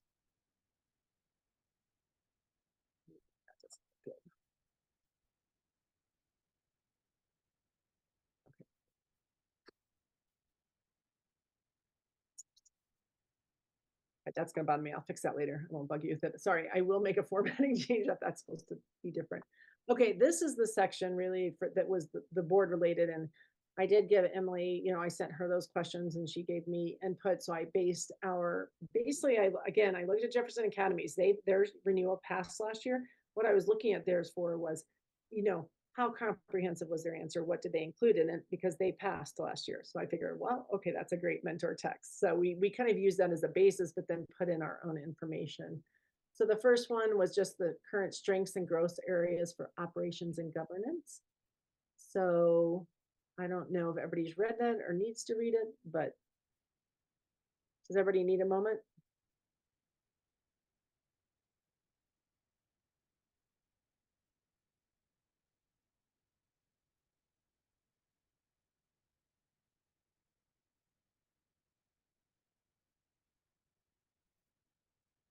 You'll see your strengths listed right here. I really tried to emphasize the collegial culture because that's one of the things I was looking for when I came here, is how the board interacted and, with themselves and with the staff and with parents. And I think the whole community is very collegial.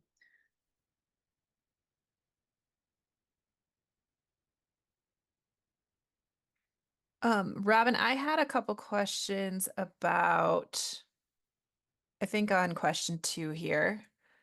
I wasn't sure if we should acknowledge, it says the board continues to consist of 9 members. And I guess that's true as a board, we have 9 members, but we currently have 1 vacant seat.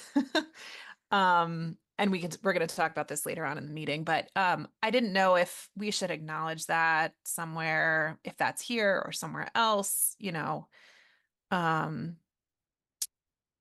think that's true that the board consists of 9 members generally. It's just at this current time, it is not a full 9-member board.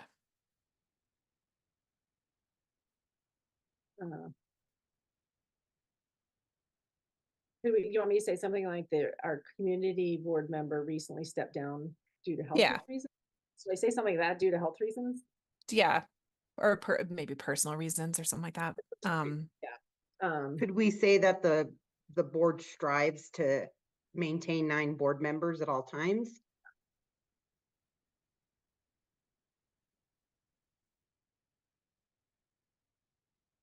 Continues to consist of 9 members.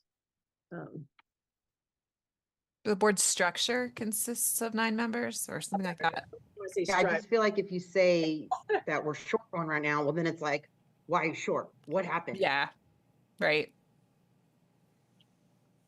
The board structure consists of. Mhm. That's good. Yeah. Yeah. And then do you want me to add anything then about the community? I mean, do you think we need to? Is that something we need to acknowledge, or are they going to care about that? I really feel like they don't. Yeah. Okay. I mean, I think because Or between board members. He just stepped down, right? Like, so. Yeah. they were I mean, just- that happens all the time, Yes. right? And I think, based on what I read in some of these charter renewals, I just wonder if I don't know who's reading these.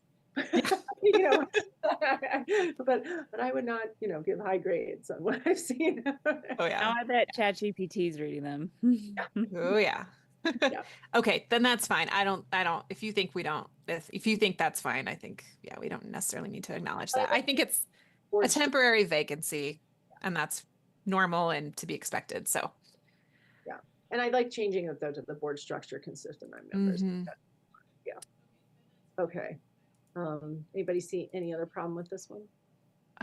I had another thought about, we mentioned Dr. Gary. Do they know who he is? Like, do we need to give any background on, I feel like. I mentioned him for mentoring, but he's not a member of our board here. Yeah, right. I wondered if He's right here. say longtime principal Gary Steuven or We did. Oh, I mean, you did. You say he was retired And administrator. as of December, I don't know how active he'll be at Yeah. MK. I mean, but I did give him, I talked about it here. And then when I talk about how the leadership team is coached, I talk about how Yeah. he's trained as a mentor. Okay.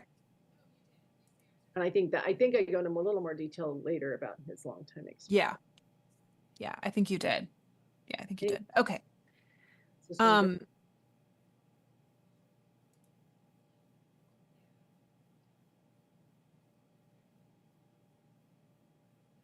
Okay, I had one more 3. We were talking about the transition, the paragraph beginning with transition. This this one. Yeah, I thought maybe we should say resignation instead of termination. Hmm. I didn't wasn't want to involved, suggest, actually. I know you weren't involved. Yeah. Okay. But Okay. technically it was a resignation. Not technically, it was a resignation. And that's where I talked about Dr. Gary right after that. What I was trying to show here, and I kind of base this on something I saw in JA's, you know, they did talk about their turnover a little bit. And I think it's good to acknowledge that, but then show, but you know, now we're stabilized and, you know, I think that what they're looking for, I mean, obviously, I mean, every school since the pandemic has had some leadership turnover, but just recognizing it and then saying, and now we're, you know, in this new phase of MPA. I think all this seems comprehensive, so I don't know if there's anything, if you need to add anything, but the staff survey also reflects that I think that the new leadership is, you know, clicking. So that you could even just add like, you know, as reflected in this recent staff survey or whatnot, somewhere in there. I would say we're in our Robin era. Or just Totally. put that.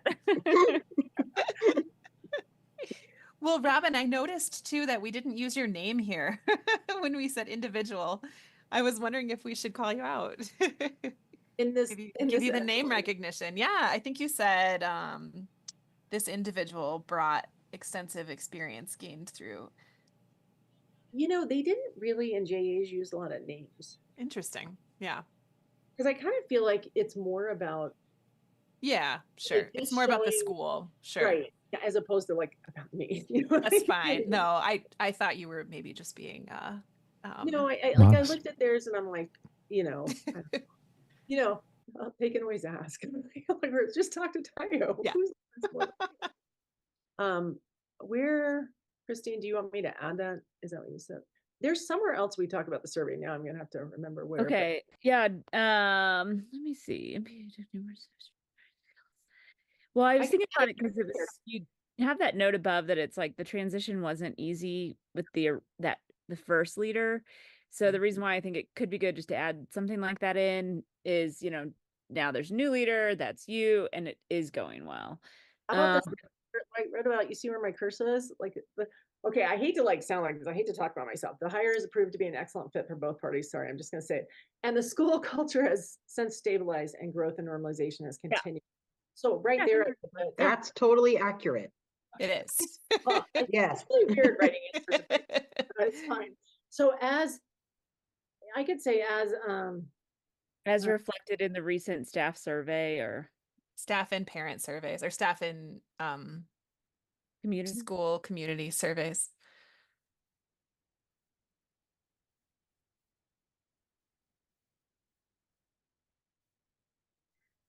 And you're right, maybe no one reads it, but if there's a data-driven person that reads it, they'll be like, oh, there's data.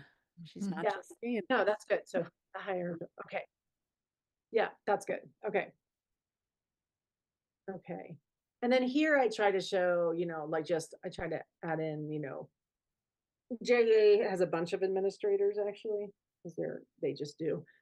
But I try to put in like, this is really my leadership team. You know what I mean? It's like these people and just showing some longevity there too. So what you're trying to do is show stability and the people have stuck around, you know, and that kind of thing. But they don't hear anything about us, so I think they're pretty happy with us. I mean, they don't hear anything bad about us. Are we good on that one? Yep. Okay, this was really, Jen helped me. She gave the data input on this one and really just talking about this is just the data. You know, this is what our educator turnover rate was, and we're better than that. Our retention rate is better than the national average. So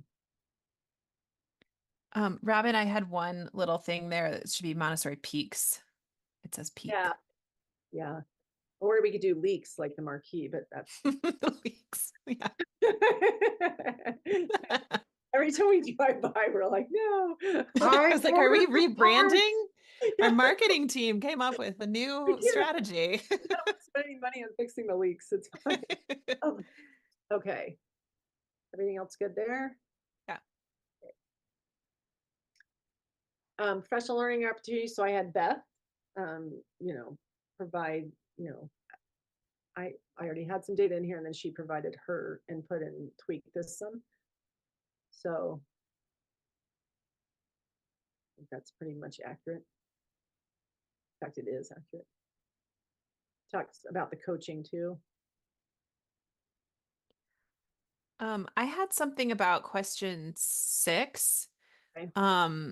It talks about the teacher evaluation, or the question is asking about the teacher evaluation process. And then we talked about the administrator evaluation process at the very beginning of that. So I was wondering if actually that first part up until teacher performance reviews, like maybe that all goes into the next answer for question 7. Oh, Because question 7 is more the right. leadership And I team. changed part of it, but then okay, so hold on. It is policy. Okay, so let me just check something. Yeah, so like Okay, everything. so here's what I try to do here though. Yeah, sure.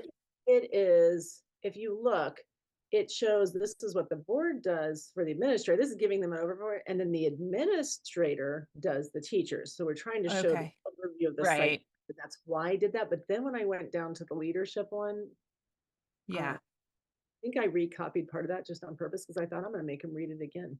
Yeah. It does kind of repeat, which is fine. I think it's fine to repeat in this kind of document. Yeah, and I did that and I can take that out, but I thought it shows them the overview there, and then we hone in on the administrator here, and I did repeat that because I did think, and then the only thing I changed, so that is what Ari used last year, that executive appraisal instrument. Mhm. I currently don't really have an AP, although Erin is doing a lot of the roles of an AP. So the teacher eval it does not relevant to her role right now. So we're actually going to use the same appraisal on her. I talked to her about it. There's really never been a system here, I guess, for having some alternative or different evaluations for the different roles. They've used the same one, and a lot of times you look at it, it's not like relevant to the role, so I can't change them all right now. Not that I'm changing them all, but just her in particular. Yeah. So anyway, that's kind of what we did there. So this is the only new thing. She was evaluated last year, but we used kind of just the same teacher one, but this year we're going to do it this way. So Emily, are you good with me keeping that? Yeah, I'm fine. Yeah, that's fine. Let's make them read more, Emily, and let's see if they know. Yeah. Make them work for it. Exactly. They're going to make me answer all these questions. Yeah. And then this one, question 8, I really liked JA, so I really did pull how they had structured theirs. I added some of ours in there. Actually, this status update meetings strictly came from us, but they had, let's see. Oh no, it's this one. Sorry. 8 was pretty much what we do. I didn't use theirs as much. I had a question about, I'm looking at, page 27, it looks like. Question 9. Oh, wait, go up. I think it's up a page. The staff meetings, where it says staff meetings. I don't think we're doing board representatives. I think we have stepped away from that. Well, Elizabeth is the Elizabeth. staff. Okay. BOD staff representative. Okay. That makes sense to me then. Okay. You're talking about Elizabeth. We used to have another board member go to all the staff meetings, and then I think we decided not to continue doing that. But okay. Yeah, that makes sense. Anything else on that one, everybody? And then question 9, this one I really did pull from JA because I liked theirs. So I kind of took their same thing, then just tweaked it to match what we do. Let me know if you see anything in there that.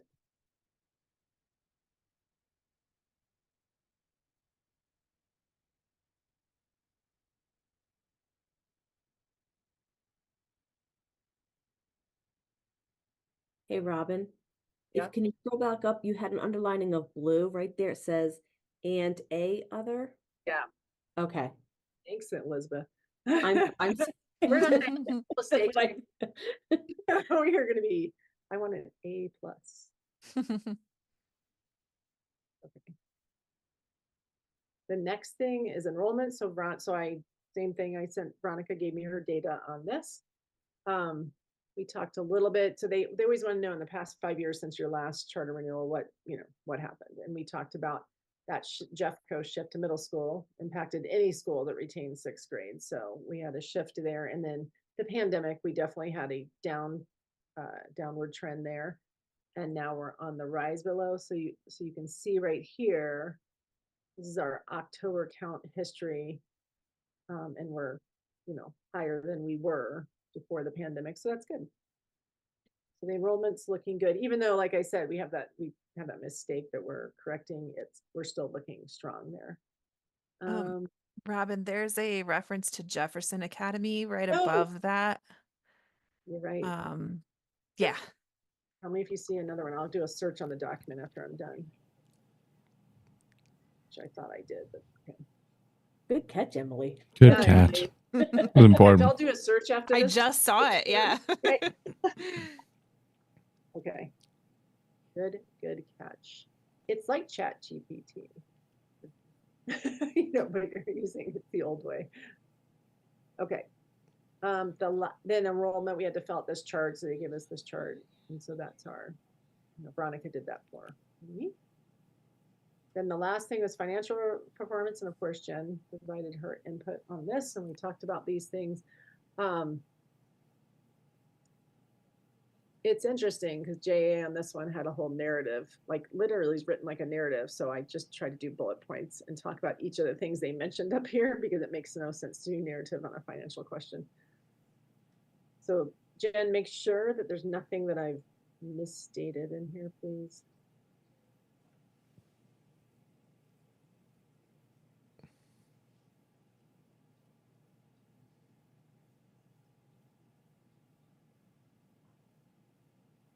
The only correction we had to make was that Tabor amount, and you did it, so. Right. Mhm. Is that right? 194,000 for Tabor? Yeah, 3% of our total expenses. Did we have 14,000 there before? That's what we did, right? I missed the 9. Okay, we were like something wrong. I was in the shower and I'm like, $14,000? Place That's value. not enough. Place value is so important. Okay, and then this is just a whole lot of financial stuff. So you'll see when we get down, at the end, there's going to be a list of attachments, and one is that 5-year budget. So we're not aware that one existed. So we had to create one the best we could. And so it really, even though it's in here submitted for the charter renewal, we said it was starting last year because we had already been projecting some things out, and we'll submit it, but we all know it's like a draft for us. You know what I mean? Like we're obviously going to need to adjust that based on which a 5-year budget is going to have to be adjusted anyway. Okay, number 2. So there's this framework, and you were supposed to discuss it, and I thought, I'm not discussing it. I'm going to show you the exact framework, and it answers all your questions. So I basically screenshotted the framework because that makes more sense to me. I'm not sure why people are doing narrative answers on a. Yeah. I think I did no, I didn't even do a closing paragraph. So there you have it. They can see it right there, and basically it just says we meet all the things that you said we need to. Any major changes? So I did, well, I don't want to say I made this up, but based on the information I have, I really did. So you really want to look at this one because we can change this to whatever. Jefferson Academies wasn't very long on this one. And we talked some, but I know some things about some of the technology. We know we have to replace that North Auditorium. lighting, sound, and presentation system. So these are things I just put in. Feel free to tell me to add, take away, you know. I had a thought about, we talked about in our strategic plan that we were going to address facilities and like come up with, I think we called it a master plan or campus master plan, I think is what we called it. I don't know if it's worth referencing in this answer. Like we haven't done it yet. So maybe not, but it's something that I think, yeah, we've said we're gonna address and think more strategically about. Wasn't there some type of report done a few years ago? There was. I have it. Do you want to What include it was in there? that? That's I their, have it. I'll find it. Give me a minute. and that's all fine, but that's their recommendation. But I think we're going to need to look at that again and go, I mean, that was, I don't know what year that was in, but we've got like I know for a fact, I want that north building security system enhanced, you know, like things like, there's just things that, yeah. Some of on that report, the carpet was one of them. There's things like that we already got done. The water heater was one. So I really think we're still going to have to build from there. But I can say the MPA board is currently, how about we say the current MPA strategic plan includes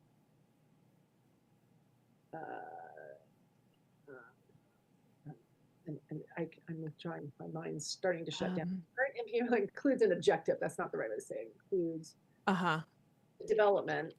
We can change it after. I think we called it a campus master plan that identifies needed building updates.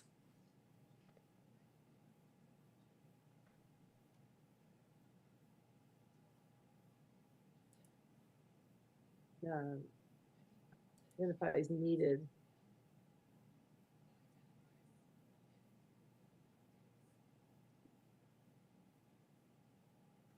Including, should I say including but not limited to these things below? Yeah.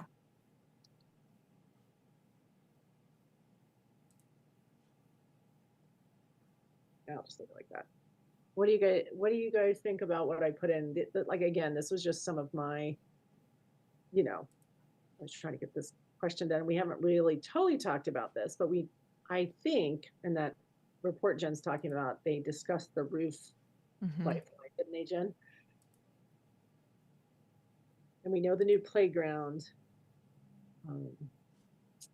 north building. Yeah, I found the one for north, so I have to find the one for the main building, but it was basically like how many years of life are left on our lighting, on our RTUs, on our, and they had done that. It had to be in like 2018 because that's when we got the ESSER money and we started doing the RTUs even before I got here. Yeah. Right. And I do think that North Auditorium, like once I think we spent a lot of money on North last year, and I think maybe we need to slow it down a little bit. But however, that North Auditorium, it's a nice space, but that lighting is not great. And a lot of those wires were cut to pass inspection. So I think really looking at that, I think that would be a good update eventually. What about the north outdoor improvements or something like that? Yeah, we've already, because by the way, Jen, I don't think we've gotten a quote from Elite yet, have we? Because we have them doing some. No, I thought Aaron was on that, but yeah, I'll reach out to the salesman tomorrow. So we could put north building, parking lot renovation, landscaping. We are talking about xeriscaping over there, except maybe the grass in the front, because it doesn't make sense around the whole, yeah.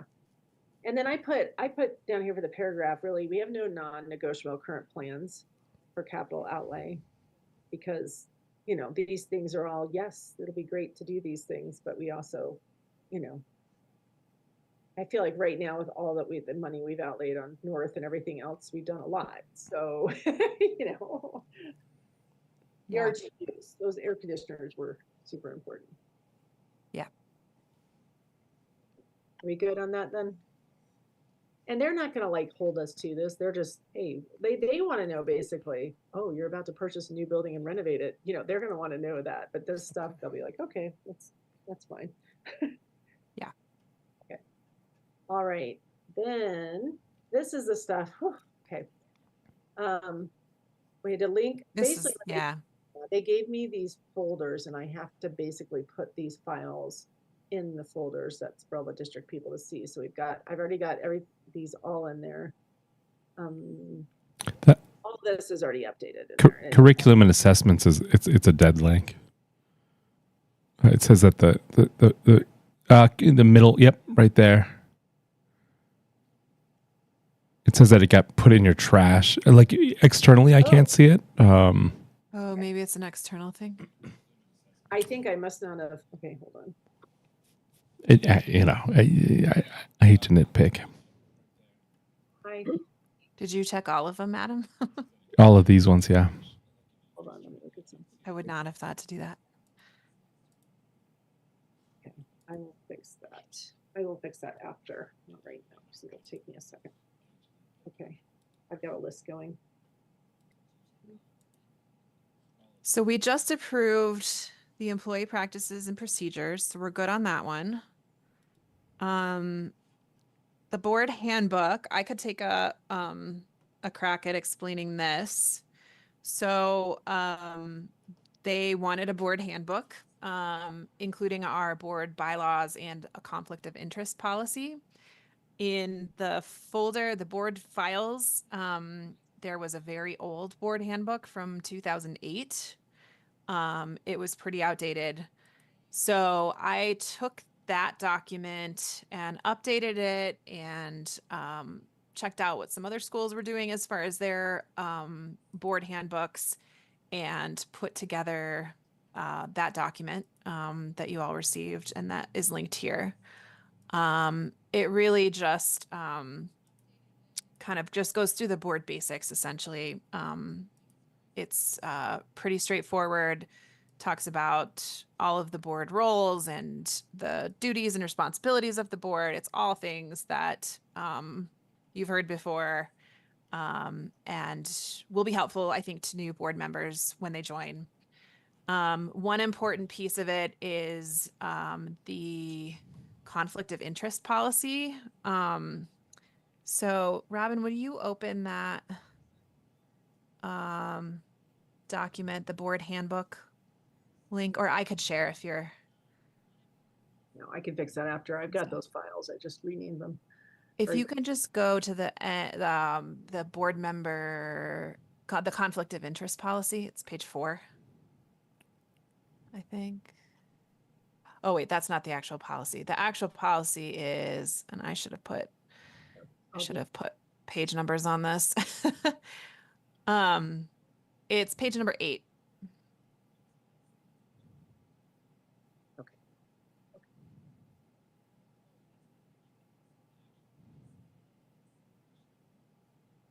So that's the agreement that we've all signed already. And then this is a new, I couldn't find any conflict of interest policy in the board's records. So I don't know if we ever had one or it's just not there. It just was never saved. So I put this together based on a couple examples that I was able to find about other charter schools who had these. It sounds like it is a requirement to have one, which is a good thing, right? So basically, it just outlines the responsibility of each board member to be cognizant of any potential conflicts of interest. It loosely describes what a conflict of interest can be.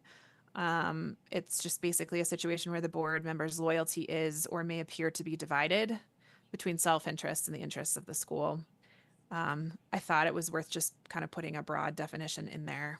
And then it says that board members will not disclose any confidential information, accept any gifts that would improperly influence any of their decisions, engage in any substantial financial transactions on behalf of the school for private business purposes, or perform any official act that would confer an economic benefit on them. So it's all really standard, straightforward stuff.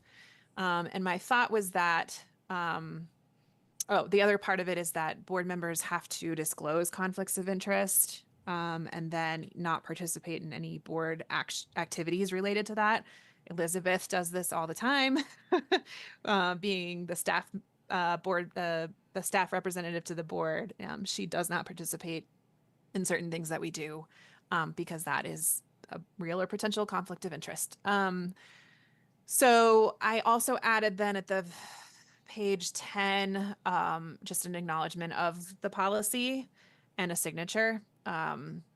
So I thought maybe we could go ahead and sign those ourselves. It's just so we have them all on file, and then moving forward, all board members will have to sign this as part of their onboarding. So hopefully no questions about that. And then the bylaws haven't changed, obviously.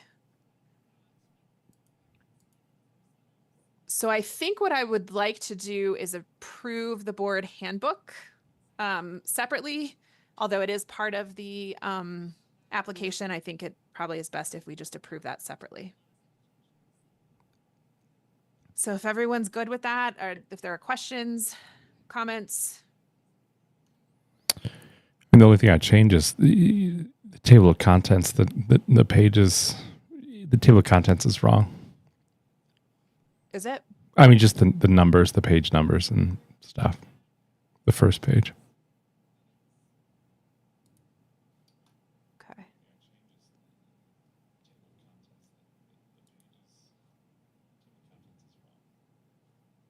I could fix that.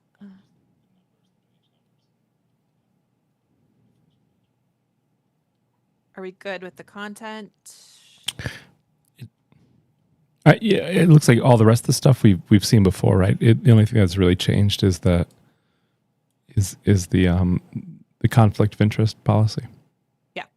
Okay. Well, yeah. and the board handbook itself, I think, is I didn't do like a side by side of the 2008 version, but yeah, the handbook itself has been updated. Okay. Well, I'll change those page numbers. You could Do we even wanna just go you ahead just and approve. remove the table of contents too. I feel like we could True. figure it out without Yeah. that. True. For the board of directors positions, if I'm looking at the right one, that's the one that said general members and then officers, right? Yes. Do we want to add the distinguish of community member as well as staff member, or just keep general members as general as possible for everyone else that's not an officer? So it seems like they do have different election pieces and kind of serve a different role than general members. Yeah, we could distinguish them. Yeah, because general members are not elected, or sorry, the staff member and the community member are not elected.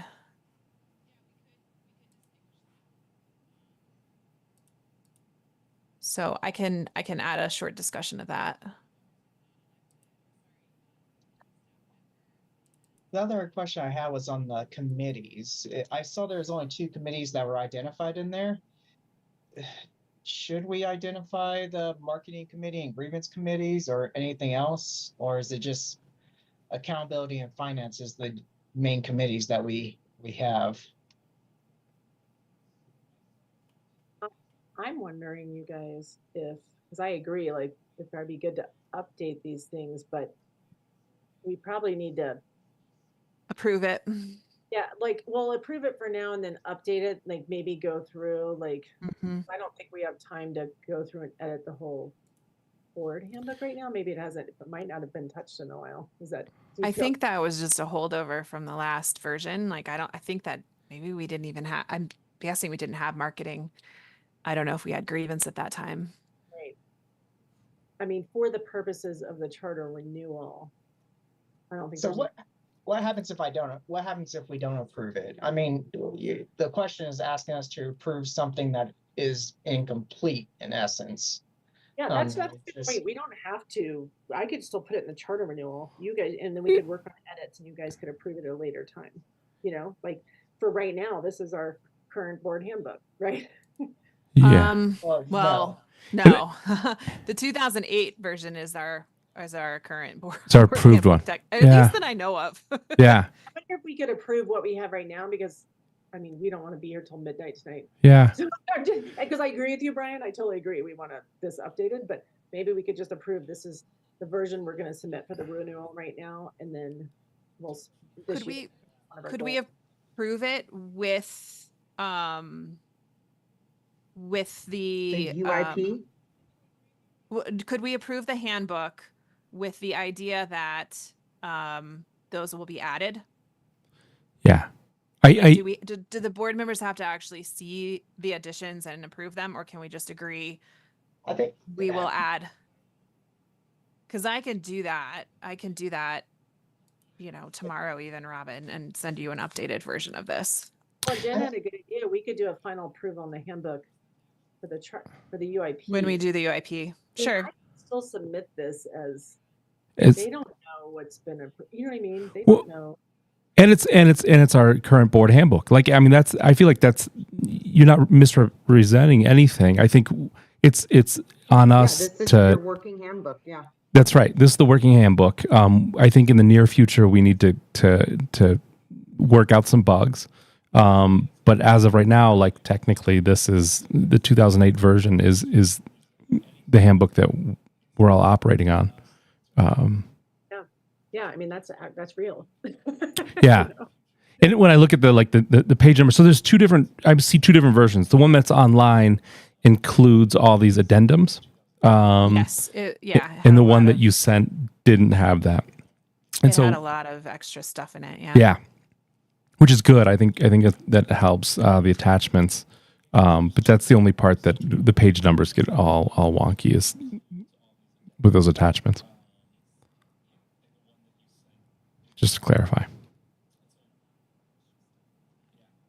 Yeah. I mean, I think it would be my preference to just go ahead and approve this. We can approve it on the condition that a discussion of the marketing and grievance committees will be added. And if we need to reapprove it, I think we can, but I think in concept, that should be okay. I mean, every time like a finance policy or anything's approved, it's approved. And then if there's a modification, you just stamp it that it's been modified and Modified, approved. right. Yeah. It looks like a good working legal document that covers the bases that we needed to cover. I mean, granted, it's not. There may be some facets that have adjusted a little bit. I feel like the foundation is there.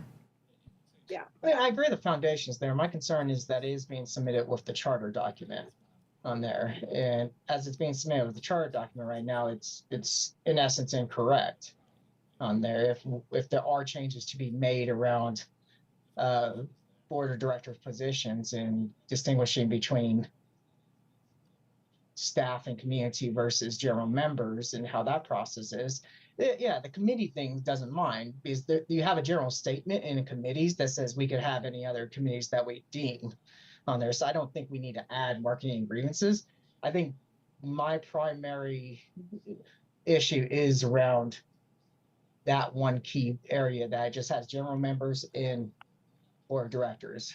And if we want to approve that change, then that's fine.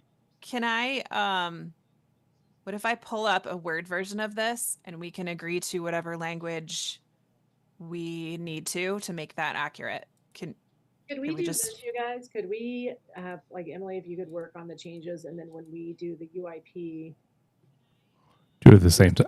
oh, we said we're doing that for October, right? Yeah, I think that's going to But I bump mean, up against I your don't October feel- 1st deadline.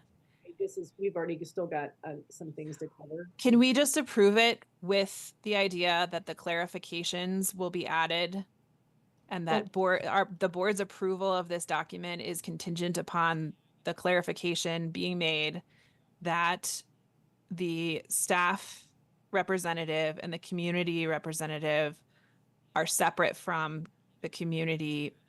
separate from the general board members, so that we classify it as a clarification that will be made to the document. So the board's approval is Can I made ask on the you- basis that that will happen. Can I ask you why can we not do it with the UPI? I don't understand the concern of pushing Because this out the with the UPI. UIP is due October 15th and this charter renewal is due October 1st. Okay. So we'd be bumping up against the October 1st. Don't Because we have to approve the UIP for the charter also? there is a short discussion of the UIP goals in the charter renewal, but I don't think we have to have there's no way we could do that because that would be the timing of that would not be possible. That's why all we did was discuss the major goals that we've already looked at, and that those are going to be the goals. But and that's what we just showed tonight. I think we're overthinking this, you guys. I think that they even said, like, on some of these links, if you don't have a document, you shouldn't create it for the charter, and we actually did do that because we made sure we had everything.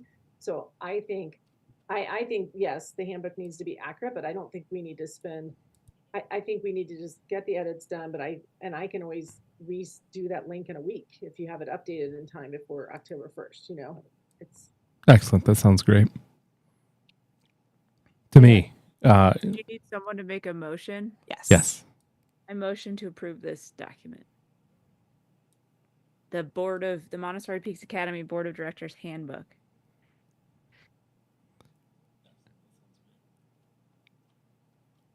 I'll Second.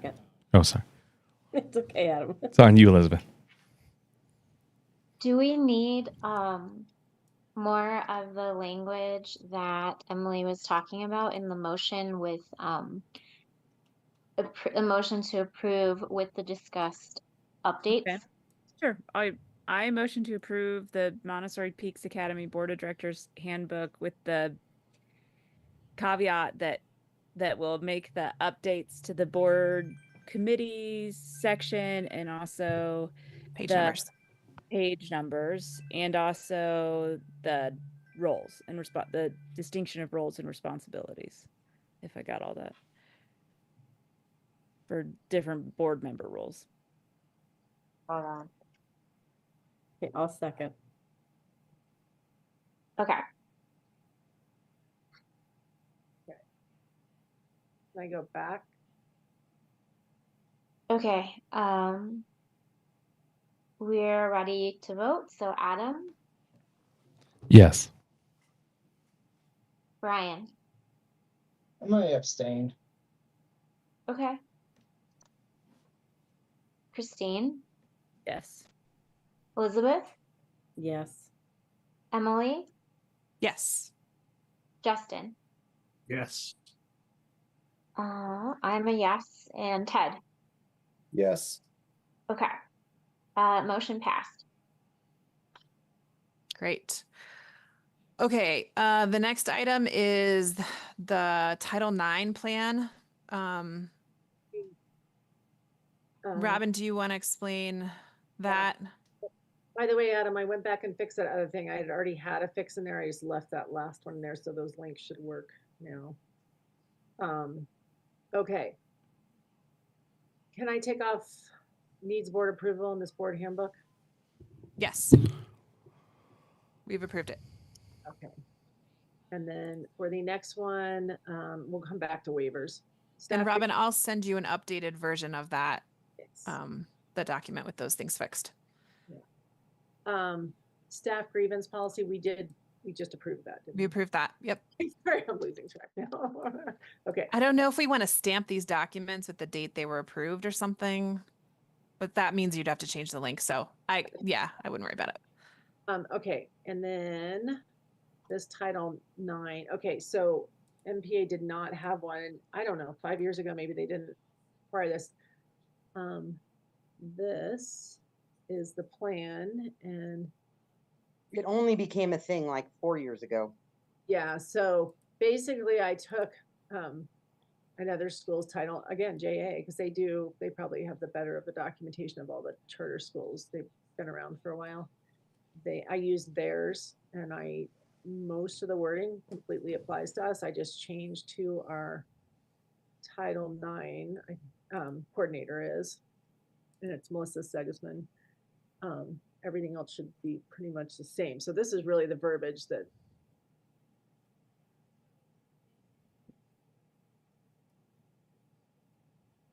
And so although we have a Title IX coordinator, we're pretty sure at all costs, if we ever have another maybe investigation like we had to do last year, which wasn't really Title IX, we prefer to hire that employment agent, that investigation agency, actually.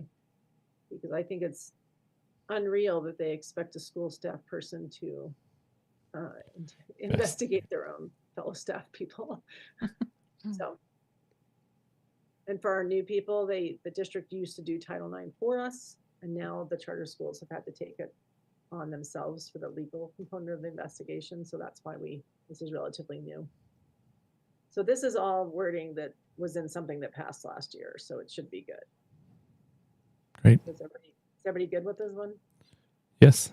I move to approve the Title IX policies and procedures as submitted. Second. All right. Okay, give me just a sec. Oh, sorry. I was going too fast with that. Okay, sorry, Adam, you said that you moved to approve the Title IX document as submitted. Yes. Okay. And Brian Brian seconded. was your second, right? Okay. Give me one sec. I gotta get all this written in here.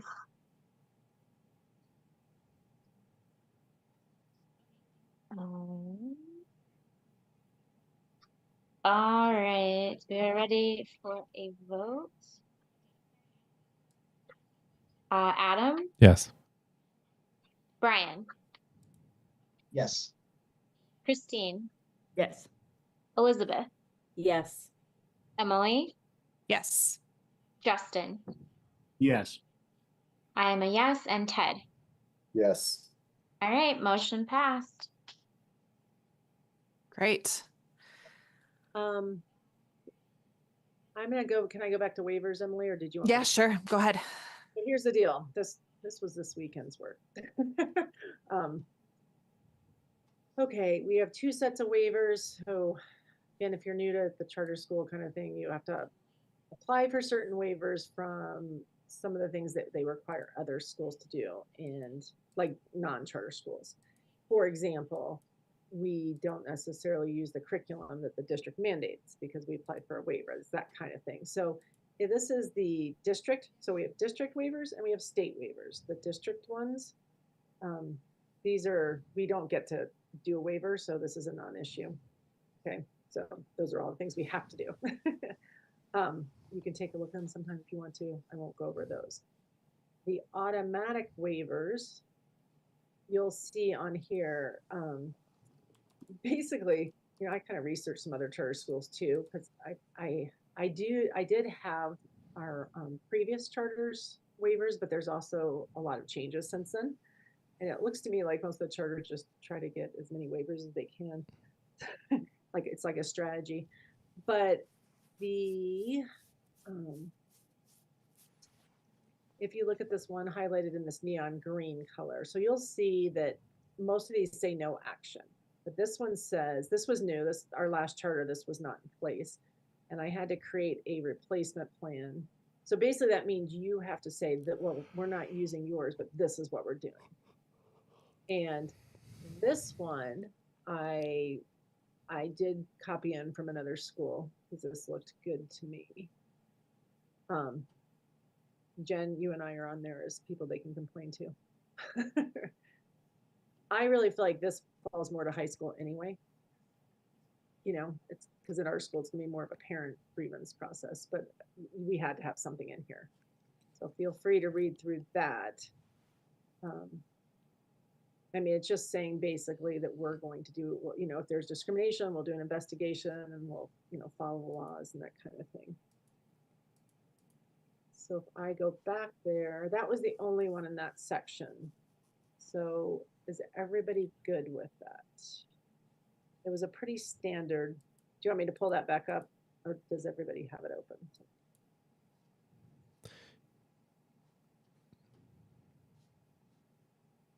Let me know if there's any concerns.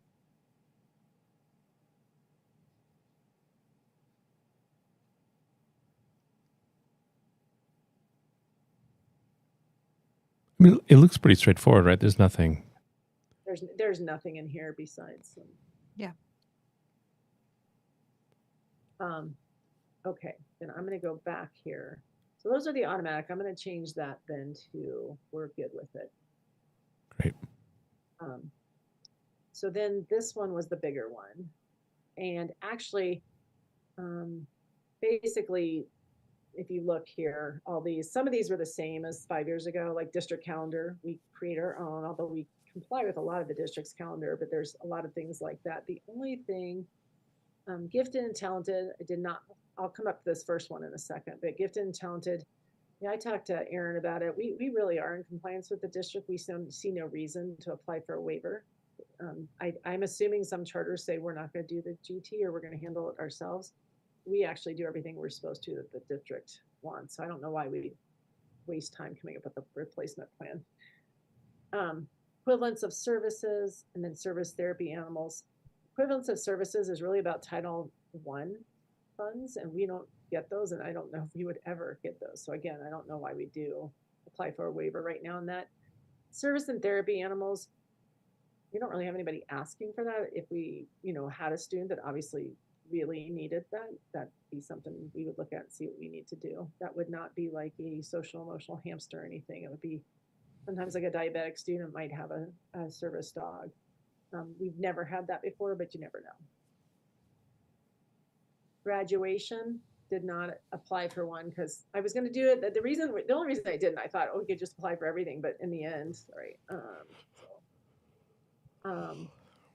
We don't have students in high school graduating, so why make extra work for ourselves? So unless somebody sees a reason why we would want to apply for a waiver for that, I think it's a non-issue for us.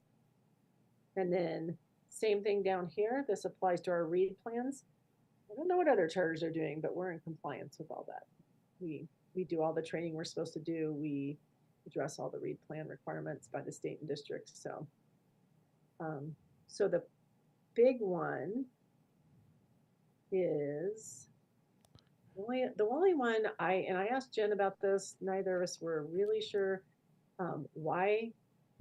When I looked at like some other charter, like JA, they had applied for this. And my thing with the funds is it doesn't hurt to apply for it, I guess, but we're not sure why we could ever use this. But take a look at this policy. It's about investment funds. And we've talked about that on the board. What? We've talked about that on the board too, about having some carte blanche to make decisions about investments. I thought we couldn't do that. Right, I did too. And then I saw this and I saw JA applied for it. Interesting. And I'm like, Well, maybe we couldn't because we never asked for Applied for the waiver. Yeah. So I basically, just know that I have no access to our bank account except through the district, be it a deposit, a withdrawal, a check. I cannot walk into a bank and do anything. I have to go through the district. And we have no control over the investments that, like the rate that we're getting, or Not at this time. Mm-mm. yeah. I mean, it would be great to. check with Jefferson Academy. I could call the executive director over there and just say, so are you guys doing something different? I mean, I know at my old school in the old days, it was kind of like a charter school and they had their own investment fund, but Yeah, so did schools I worked at Douglas County, but Jeffco didn't offer it. I mean, even if it was just a CD these days, it's like 5% annually. And I just feel like that's better than what we're getting, right? So what I said on here, again, I couldn't find anything in ours, like this wasn't here 5 years ago. The replacement plan, again, theirs looks good. This is interesting though. I don't know. I thought it can't hurt to apply for it. It says the MPA board, principal, and business manager will be responsible for supervision management of all investment funds. I don't even know if Jeffco allows that, so I'm still confused by this. But I say we go ahead and apply for it. I will say that I do like the way Jeffco does it because it prevents any breach in monies being used. I've seen it. I like it. I like using Jeffco. Yeah. I can't do anything funny. You can't do anything funny. Well, and my thing is like with this, sorry, I got I'm out of hand here. is it can't hurt to apply for it, but then we just keep doing Jeffco. If that's what we want to do. I mean, it seems to me like with this kind of thing, if you've got the option to apply for it, you could. It doesn't mean you lose Jeffco, right? Like you could True, just, absolutely. You could do it if it's like an option. Yep. right. And I think I don't want to say for the next 5 years, somebody is not going to say we need to start doing our own, I don't know.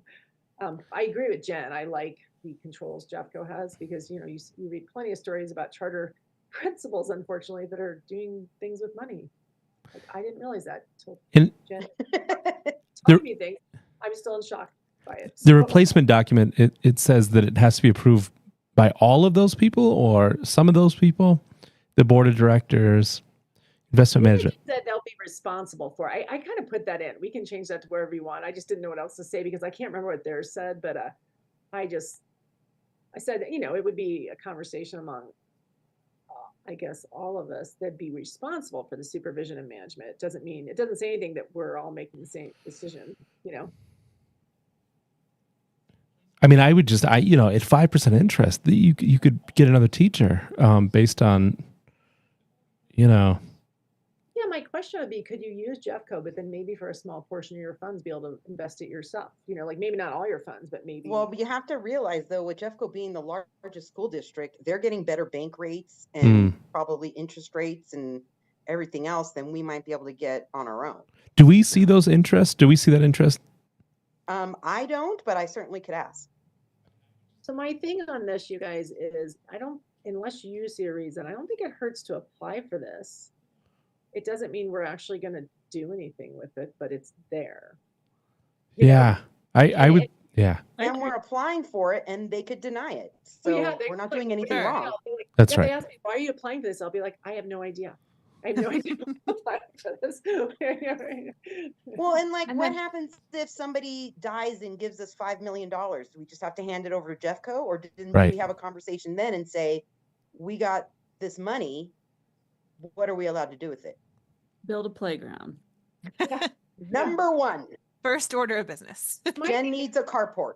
I agree. I think you should check the box. Justin and I Yeah. always talk about highest interest savings accounts, and I'm like, even just what I make off of it, every month I'm elated. So I don't think it can hurt unless somebody sees a reason not to apply for this. I feel Yeah. like, JAA applied for every single waiver. Huh. And we're not doing that because we really are probably one of the charter schools that works the best with the district out of all of them I've heard, actually. So, but it's there then, and we could always research it and kind of see what it means. I have no idea. Yeah, I feel like we should should apply for it. Okay, so the other one is these are the state waivers. This is pretty standard. There was nothing really. I took our old charter and I copied so basically for each of these laws, you have to copy over, but you have to explain your rationale and replacement plan. I use the same exact verbiage we used in our last one. I didn't see any reason. I don't think there was a new one. Yeah, there was no new ones. So competitive bidding. So this is all standard. We already have this. Accepting gifts and donations, order education, so like the district calendar, contact hours, all that. So Brian Berg was the last one that did these. So fairly recent, 5 years. And then employment certification required. We do get a waiver from that because some of our teachers let their CD license expire once they're, they got their Montessori certification. So we just want a little leeway there. And then employment and compensation. So those are all waivers that have always been in place here. Kindergarten, really just saying we're going to keep with our own curriculum. We don't want them mandating to us. Preschool, same thing. And I think that was it. So those are the ones that were already in place. This is nothing new. I didn't, there was an evaluation system. Actually, I think. Wonder if I have to finish that. Do you see evaluation anywhere else?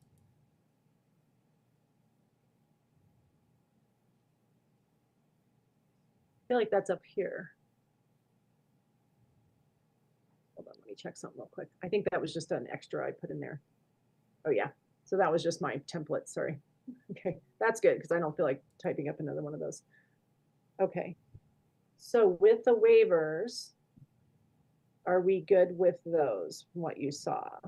Yes. Do I you don't think know. we need to formally approve that, Robin, or is that inherent in the? I have no idea what the history has been of that. I feel like, you know. I have no idea either I think that would be part of the approval of this application. of the application. Yeah. Yeah. Okay. Okay. Let me. I'm gonna just- we don't have to look at it. Okay. So we're getting near the end. It's exciting.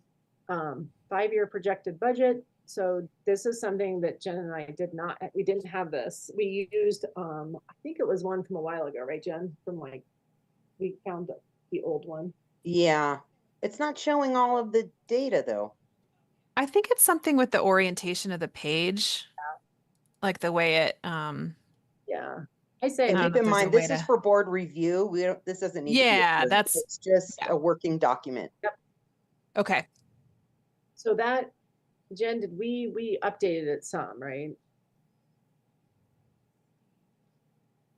Is she I muted? took it out the 5 years. You want me to resend it to you? I think it's just a, like Oh, she there it said. is. Oh, yes, it's just That a was up formatting. there.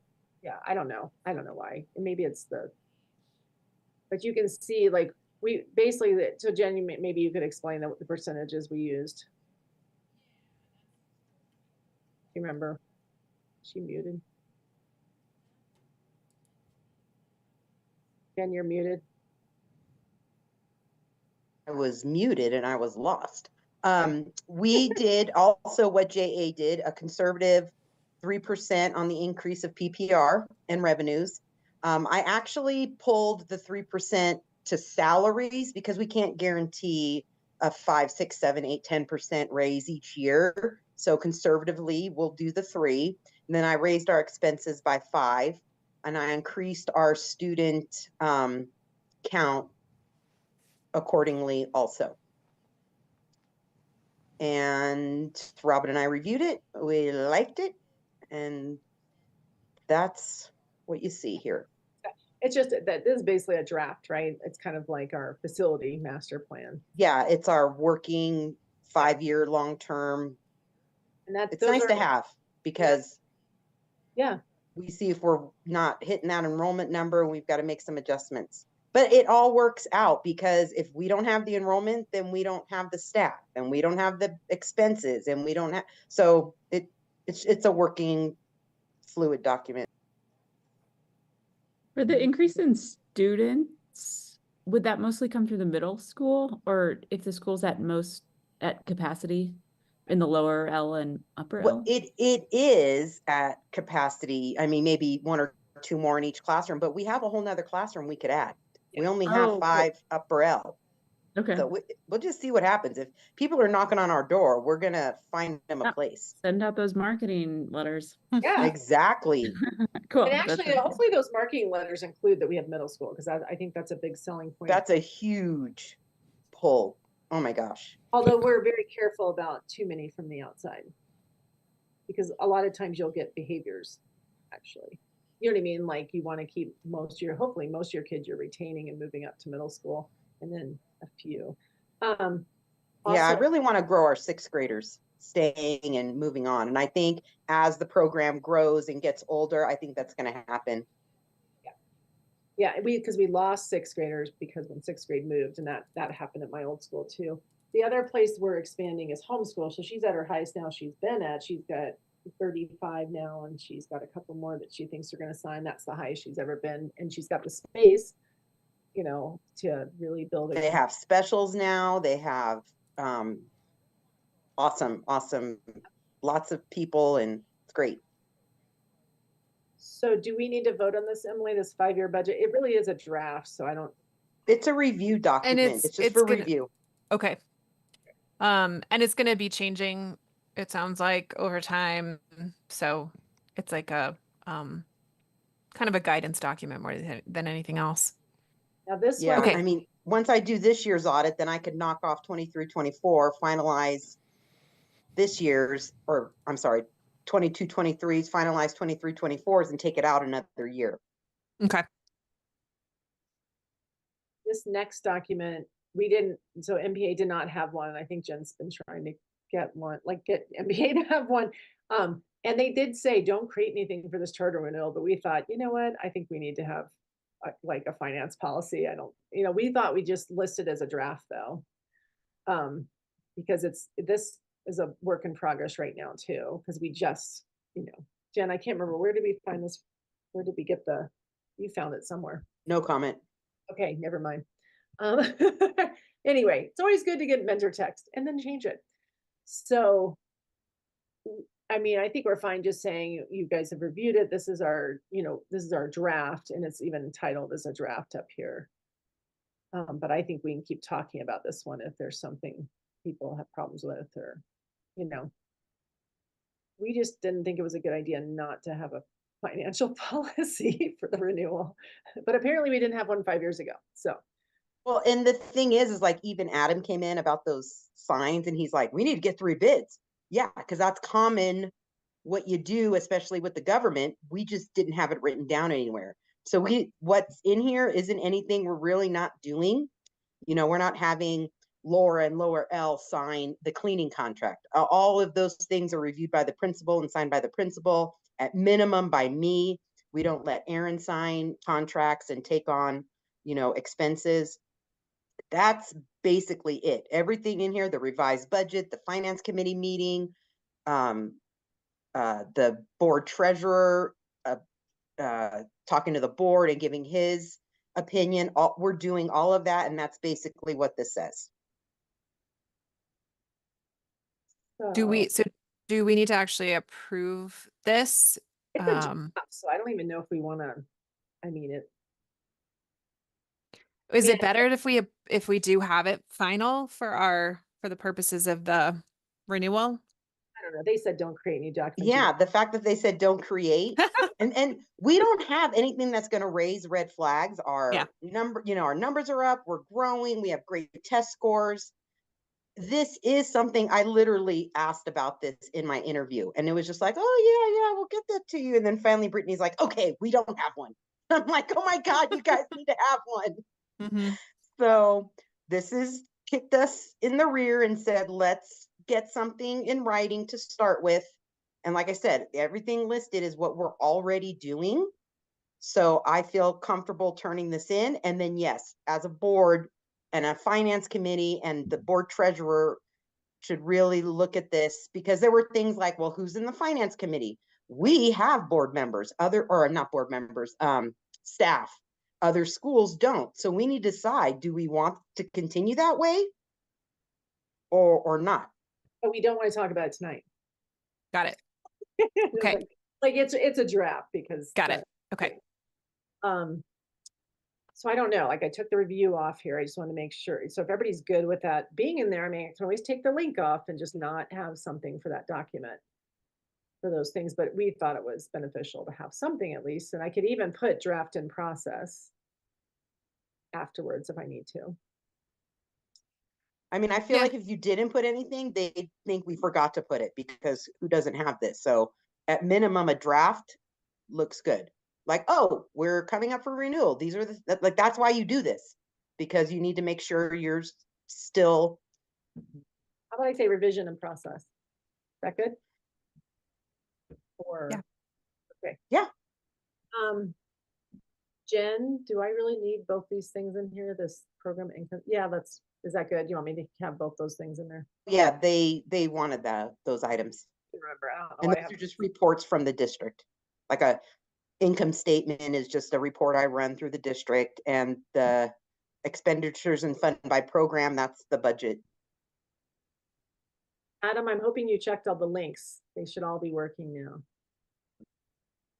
He may not have. He might be asleep.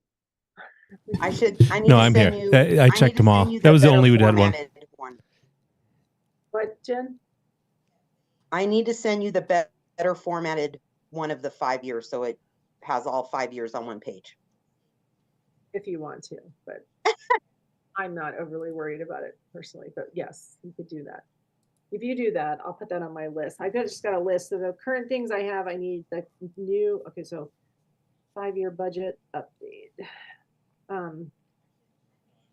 Emily, I just need the board handbook from you when we're ready to link that. Mhm. Yep. And everything, I've got to get the net corrections to the waivers, the new waivers file that we just looked at, that I took all the colors off that I put on there. The only other thing in this document is that Appendix A curriculum overview. I don't know why it had to be linked to a document, but there you have it. And then that shows the middle school curriculum. And then assessment overview. And that's 45 pages. We're done. That's all. Yay. Okay. So with that, are we ready to go ahead and approve the charter renewal application? Yes. Second. Was that a motion? I make a motion to We approve. missed the motion part. Yeah. Justin's ready. All right. I make a motion to Hitting my approve or my forehead. the 24-25 MPA charter school renewal application as submitted, including all of the appendices and extra documents. I call it, oh yeah, go ahead and finish, then I'll call it final once you approve it. Okay, do we have a second for this? Second, Justin. Seconding. Okay. Capital. Final answer. Okay. And then before we do the vote, I just wanted to confirm that we are not voting on the 5-year plan or the financial policies tonight. Those are going into like a revision status. Is that right? Yes. Okay. Okay. I'll put that into update that. I just want to make sure that was correct. Okay, so Adam, Yes. Brian, Yes. Christine, Yes. Elizabeth, Yes. Emily, Yes. Justin. Yes. I'm a yes, and Ted. Yes. All right, motion has passed. Yay. That's right. Yay. Good job, Robin. That was a lot of work. You worked hard on that. A lot of work. Like, That was Yeah. good work. Very thorough. Very good work. Appreciate that you spent weeks working on it and made us all go through it in 3 hours. yeah, that's right. Anytime. I just want somebody to It feel is like, phenomenal how much you had to put into that. Thank you. Yeah, I think we're well set up for the next 5 years. and what we'll have to do, just so you know, is they haven't given me specifics about this, but I'll have to go to the board and present, and I think a board representative usually comes with me. Okay. They haven't given us that. Mary Parker, Emily, I sent you an invite to that. I don't know. Yeah. She came last year, but she's coming again, and she's the one who helped us push North through, but she's the president of the board, so it's always good PR, and And Yeah. she's pretty pro charter, so it should Yeah. be a good time. it'll be, yeah. And she saw middle school before the kids were in there. Like, it wasn't even fully renovated yet, so this will be a great chance to. Oh, yeah, that's right. She came last year. Great. Okay, moving us along, I'm gonna try to go through the next agenda items pretty quickly. So bear with me. I know it's been a long meeting.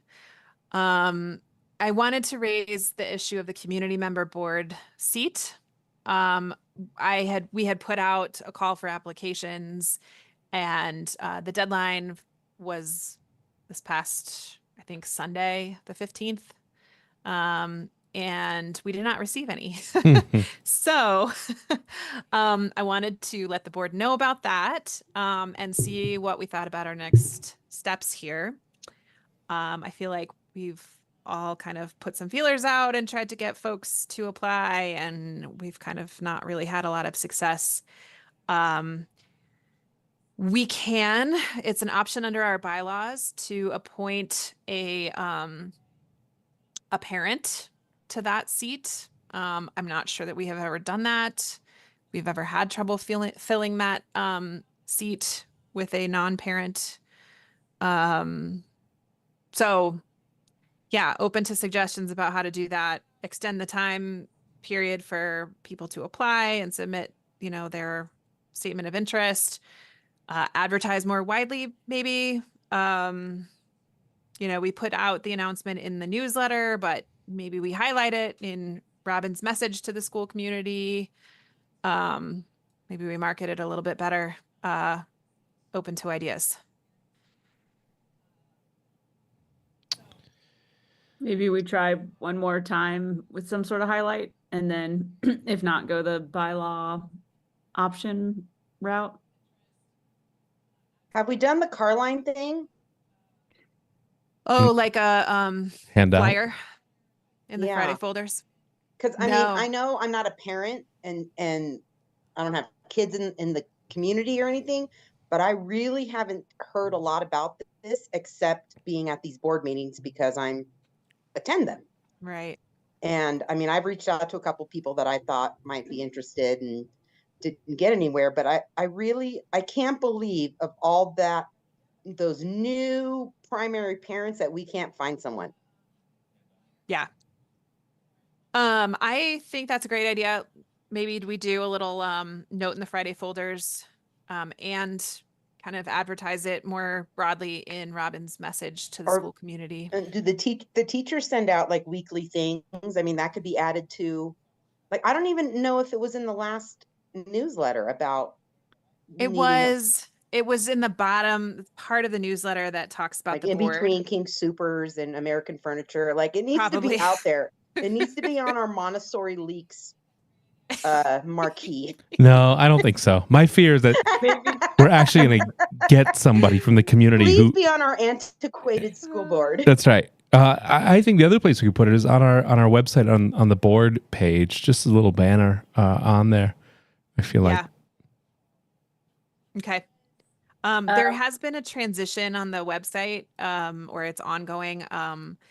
It's Heather current, was it's happening. Okay, Miss Heather was doing that, and Miss Erin's going to be doing that now. So we'll need to coordinate with Well, them. and Jeffco's taking us a whole nother direction. The I next couple know, months, so right? Yay. Right.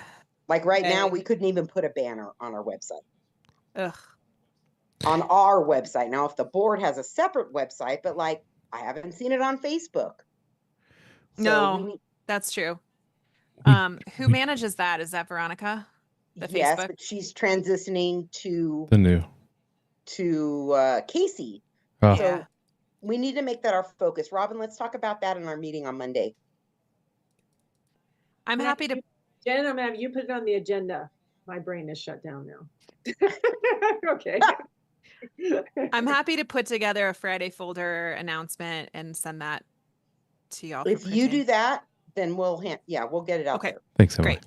And Okay. I'll talk to Veronica and Casey and we'll get that on there. Okay. And actually, so Great. the next agenda item, it's the email addresses, and actually there's a little bit of overlap here because so we did procure a domain, mpaboard.org. We can point that wherever we want. Right now, I have it like if you type that in, it goes to the board page on our website. But I feel like this is an opportunity for us to sort of highlight any important information that we want to share. Like we could start sort of using that as I don't want to create another website. I don't think anybody is excited about one more website, but if we have important announcements that we need to make, I feel like that's a way to utilize that. So. Would you be willing to talk to Miss Erin about that? Yeah. And kind of, because I know she's involved in the conversations about, updating because it is kind of, I was thinking, when we post our agendas, I have to email the agendas to Miss Heather and now Miss Erin to post those. And it's an extra step in the process. And I was thinking like, it'd be great if I could just post this somewhere or like have a live Google link Yep. that is just always kind of there and can update itself. It just seems like a lot of work to. And as we see sort of what the new website format looks like, I think we could, I think Integrate that. there's certainly a space for this conversation. But so rolling into the emails, we did procure the domain. We got the Google Workspace account. I gave each of you your own email address. All but one of you has signed in so far. Are you And outing that person? no, that's all right. They know who they are. Yeah. No. They understand. They know No who they are. pressure. No That's pressure. That's right. And so we're going to start transitioning all the old files into this system. I could probably use a little bit of help with that, just in terms of making sure that I've got everything sort of covered. I think things were spread a little bit wide. And then really it's the help that I could use for sure is like organization of it all. I feel like we've used sort of the old system as like a dumping ground.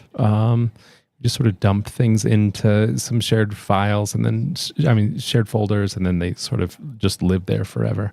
And so we may need to think about culling some information and deciding on what's important.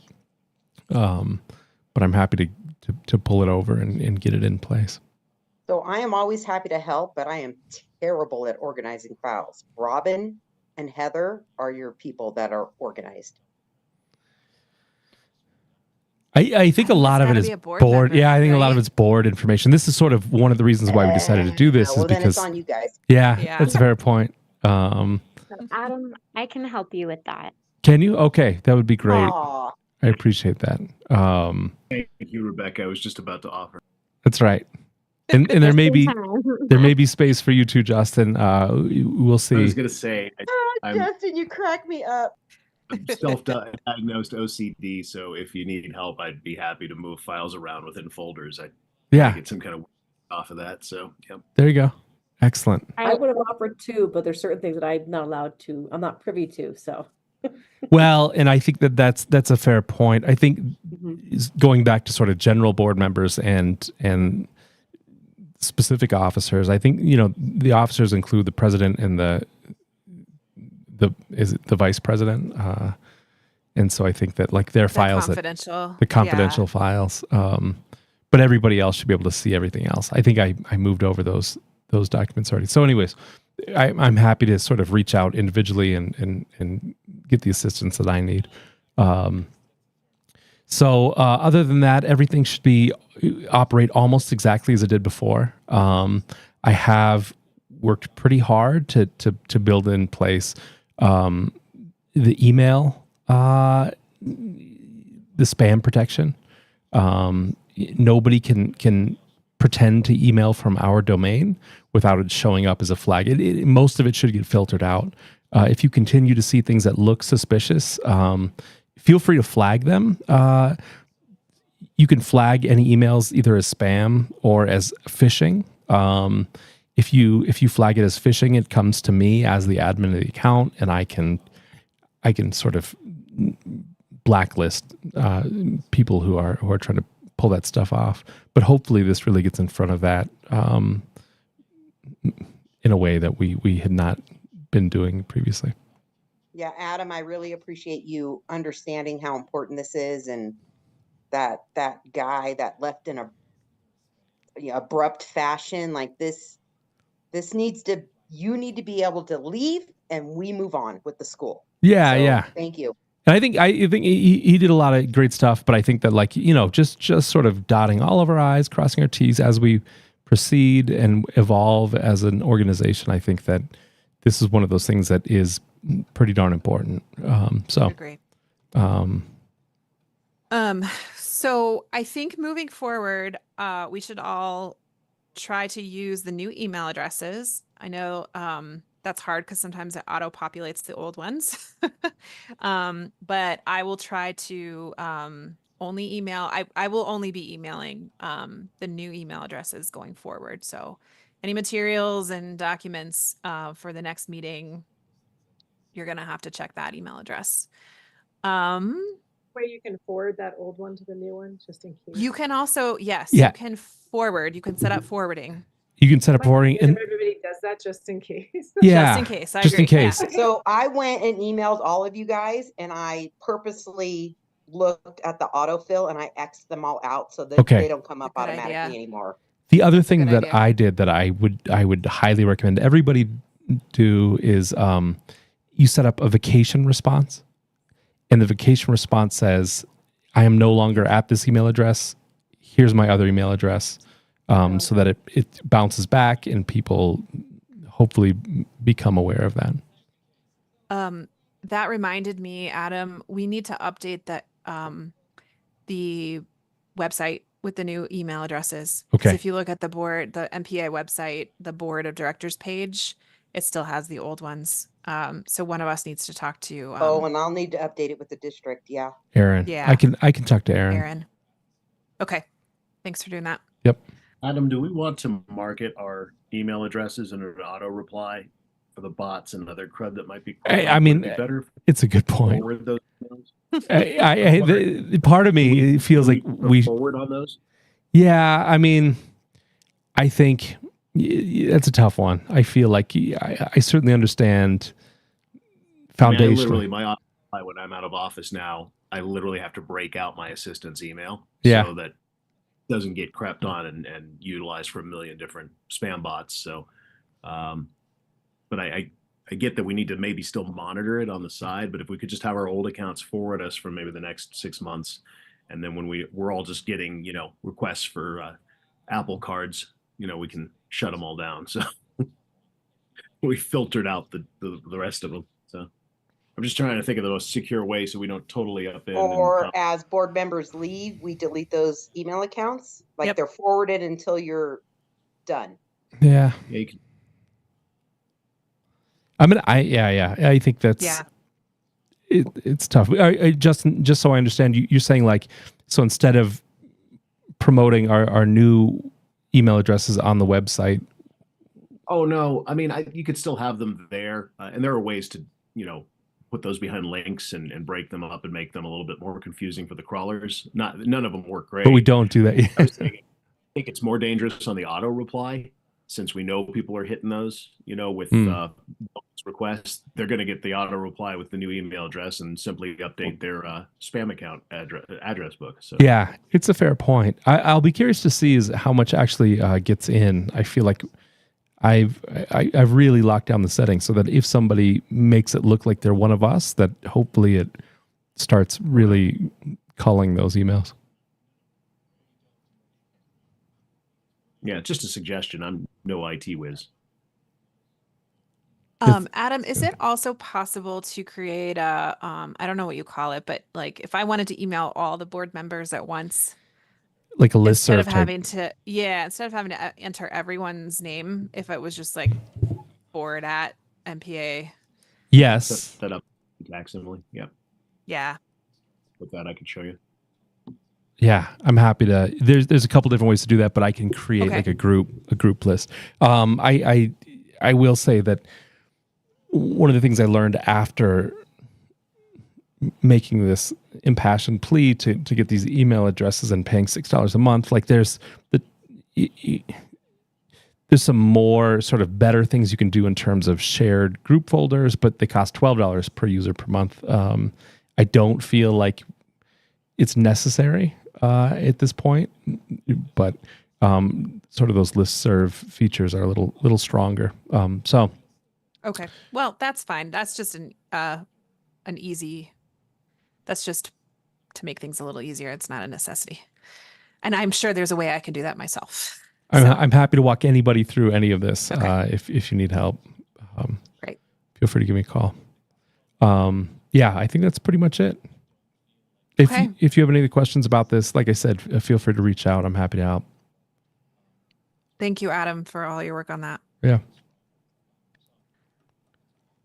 Okay, 2 more agenda items. The content of the board of directors section on the weekly newsletter that Robin will send out on Fridays. What do we want? We obviously want some advertisement of the community member seat. We can advise that we have approved the charter renewal application. What else do we feel like are big takeaways from this meeting that we want to share? Was that a hand, Christine? Okay. I think those are the The big head two things. scratch. Those are the big two. We could things, yeah. put it that we got new email addresses. I think we did the last one. Did last I time? think we. Oh, I think we dang did. it. We Yeah, already- I think we bragged about that last time. We used our one. Cheers. With all the typing and listening I've done, we have 2 things. Yeah. They're big things.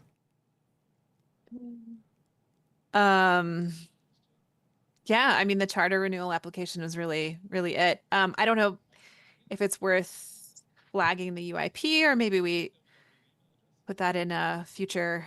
I would just say after it's approved, it was approved. Yeah.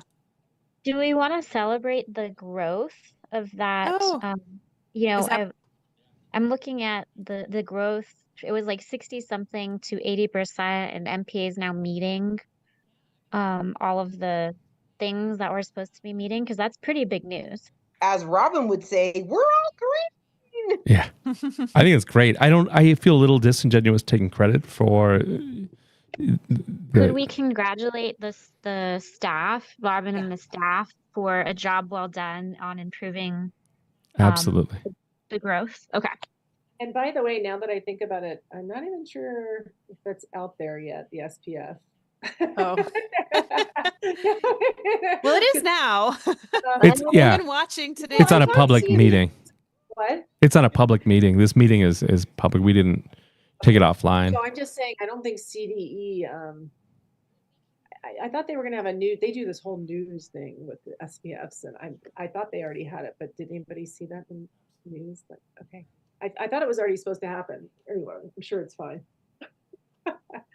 If you feel strongly that you don't want us to say anything, we won't, Robin. That's something I think that I could talk about in my portion of the letter. Okay. Okay. Great. You know what I That's mean? smart. Say, hey, thanks to the whole community, because it really is everybody, right? Yeah. Yeah. And Yeah. And then let me just check and make sure it's out there, out Yeah, there. that's fine. Sure. Okay. So, the charter approval. Okay. That's fine. We only have 2 things. We only have 2 things. They're 2 big things. They're big, yeah. Or at least one big thing. The charter renewal is big, right? That's 5 years. It's huge. It's huge. Yeah. And if we need to put bullet points under there, I mean, like that Okay. includes, Chapter 9, our Title 9 plan. It includes a 5-year plan. It includes, like, there was a lot Yeah. that came along with that. Yeah, we can definitely include some more details about what it includes, and yeah. Excellent. Okay. I will do a short write-up and send that to you, Robin, of what we want to include in that portion of the newsletter. And Emily, I'm happy to take that off your plate, or we can work Oh, on it. okay. Yeah, that'd be great. That'd be great, Rebecca. Okay. Make sure you include that Justin was ready to help, but someone took it. Listen, Jen, it's documented on the notes that both Justin and I will be I helping love out. Justin. I have to do When he approves that agenda next meeting.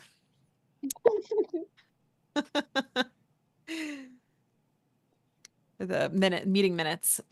Okay. Speaking of meeting minutes, that's our last item.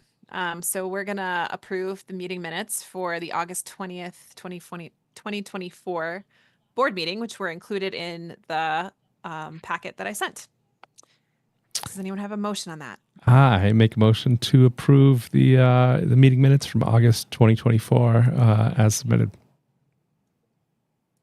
I second that motion. Just a reminder, if you weren't there for the meeting, you don't get to vote. I don't remember who wasn't there. So, oh, Elizabeth, yeah. it. It's on the It's on the notes, minutes. too. Okay, great. Yeah, so give me just a second because I need to write down what you guys said in your motions and then pull that up so I can get the right people.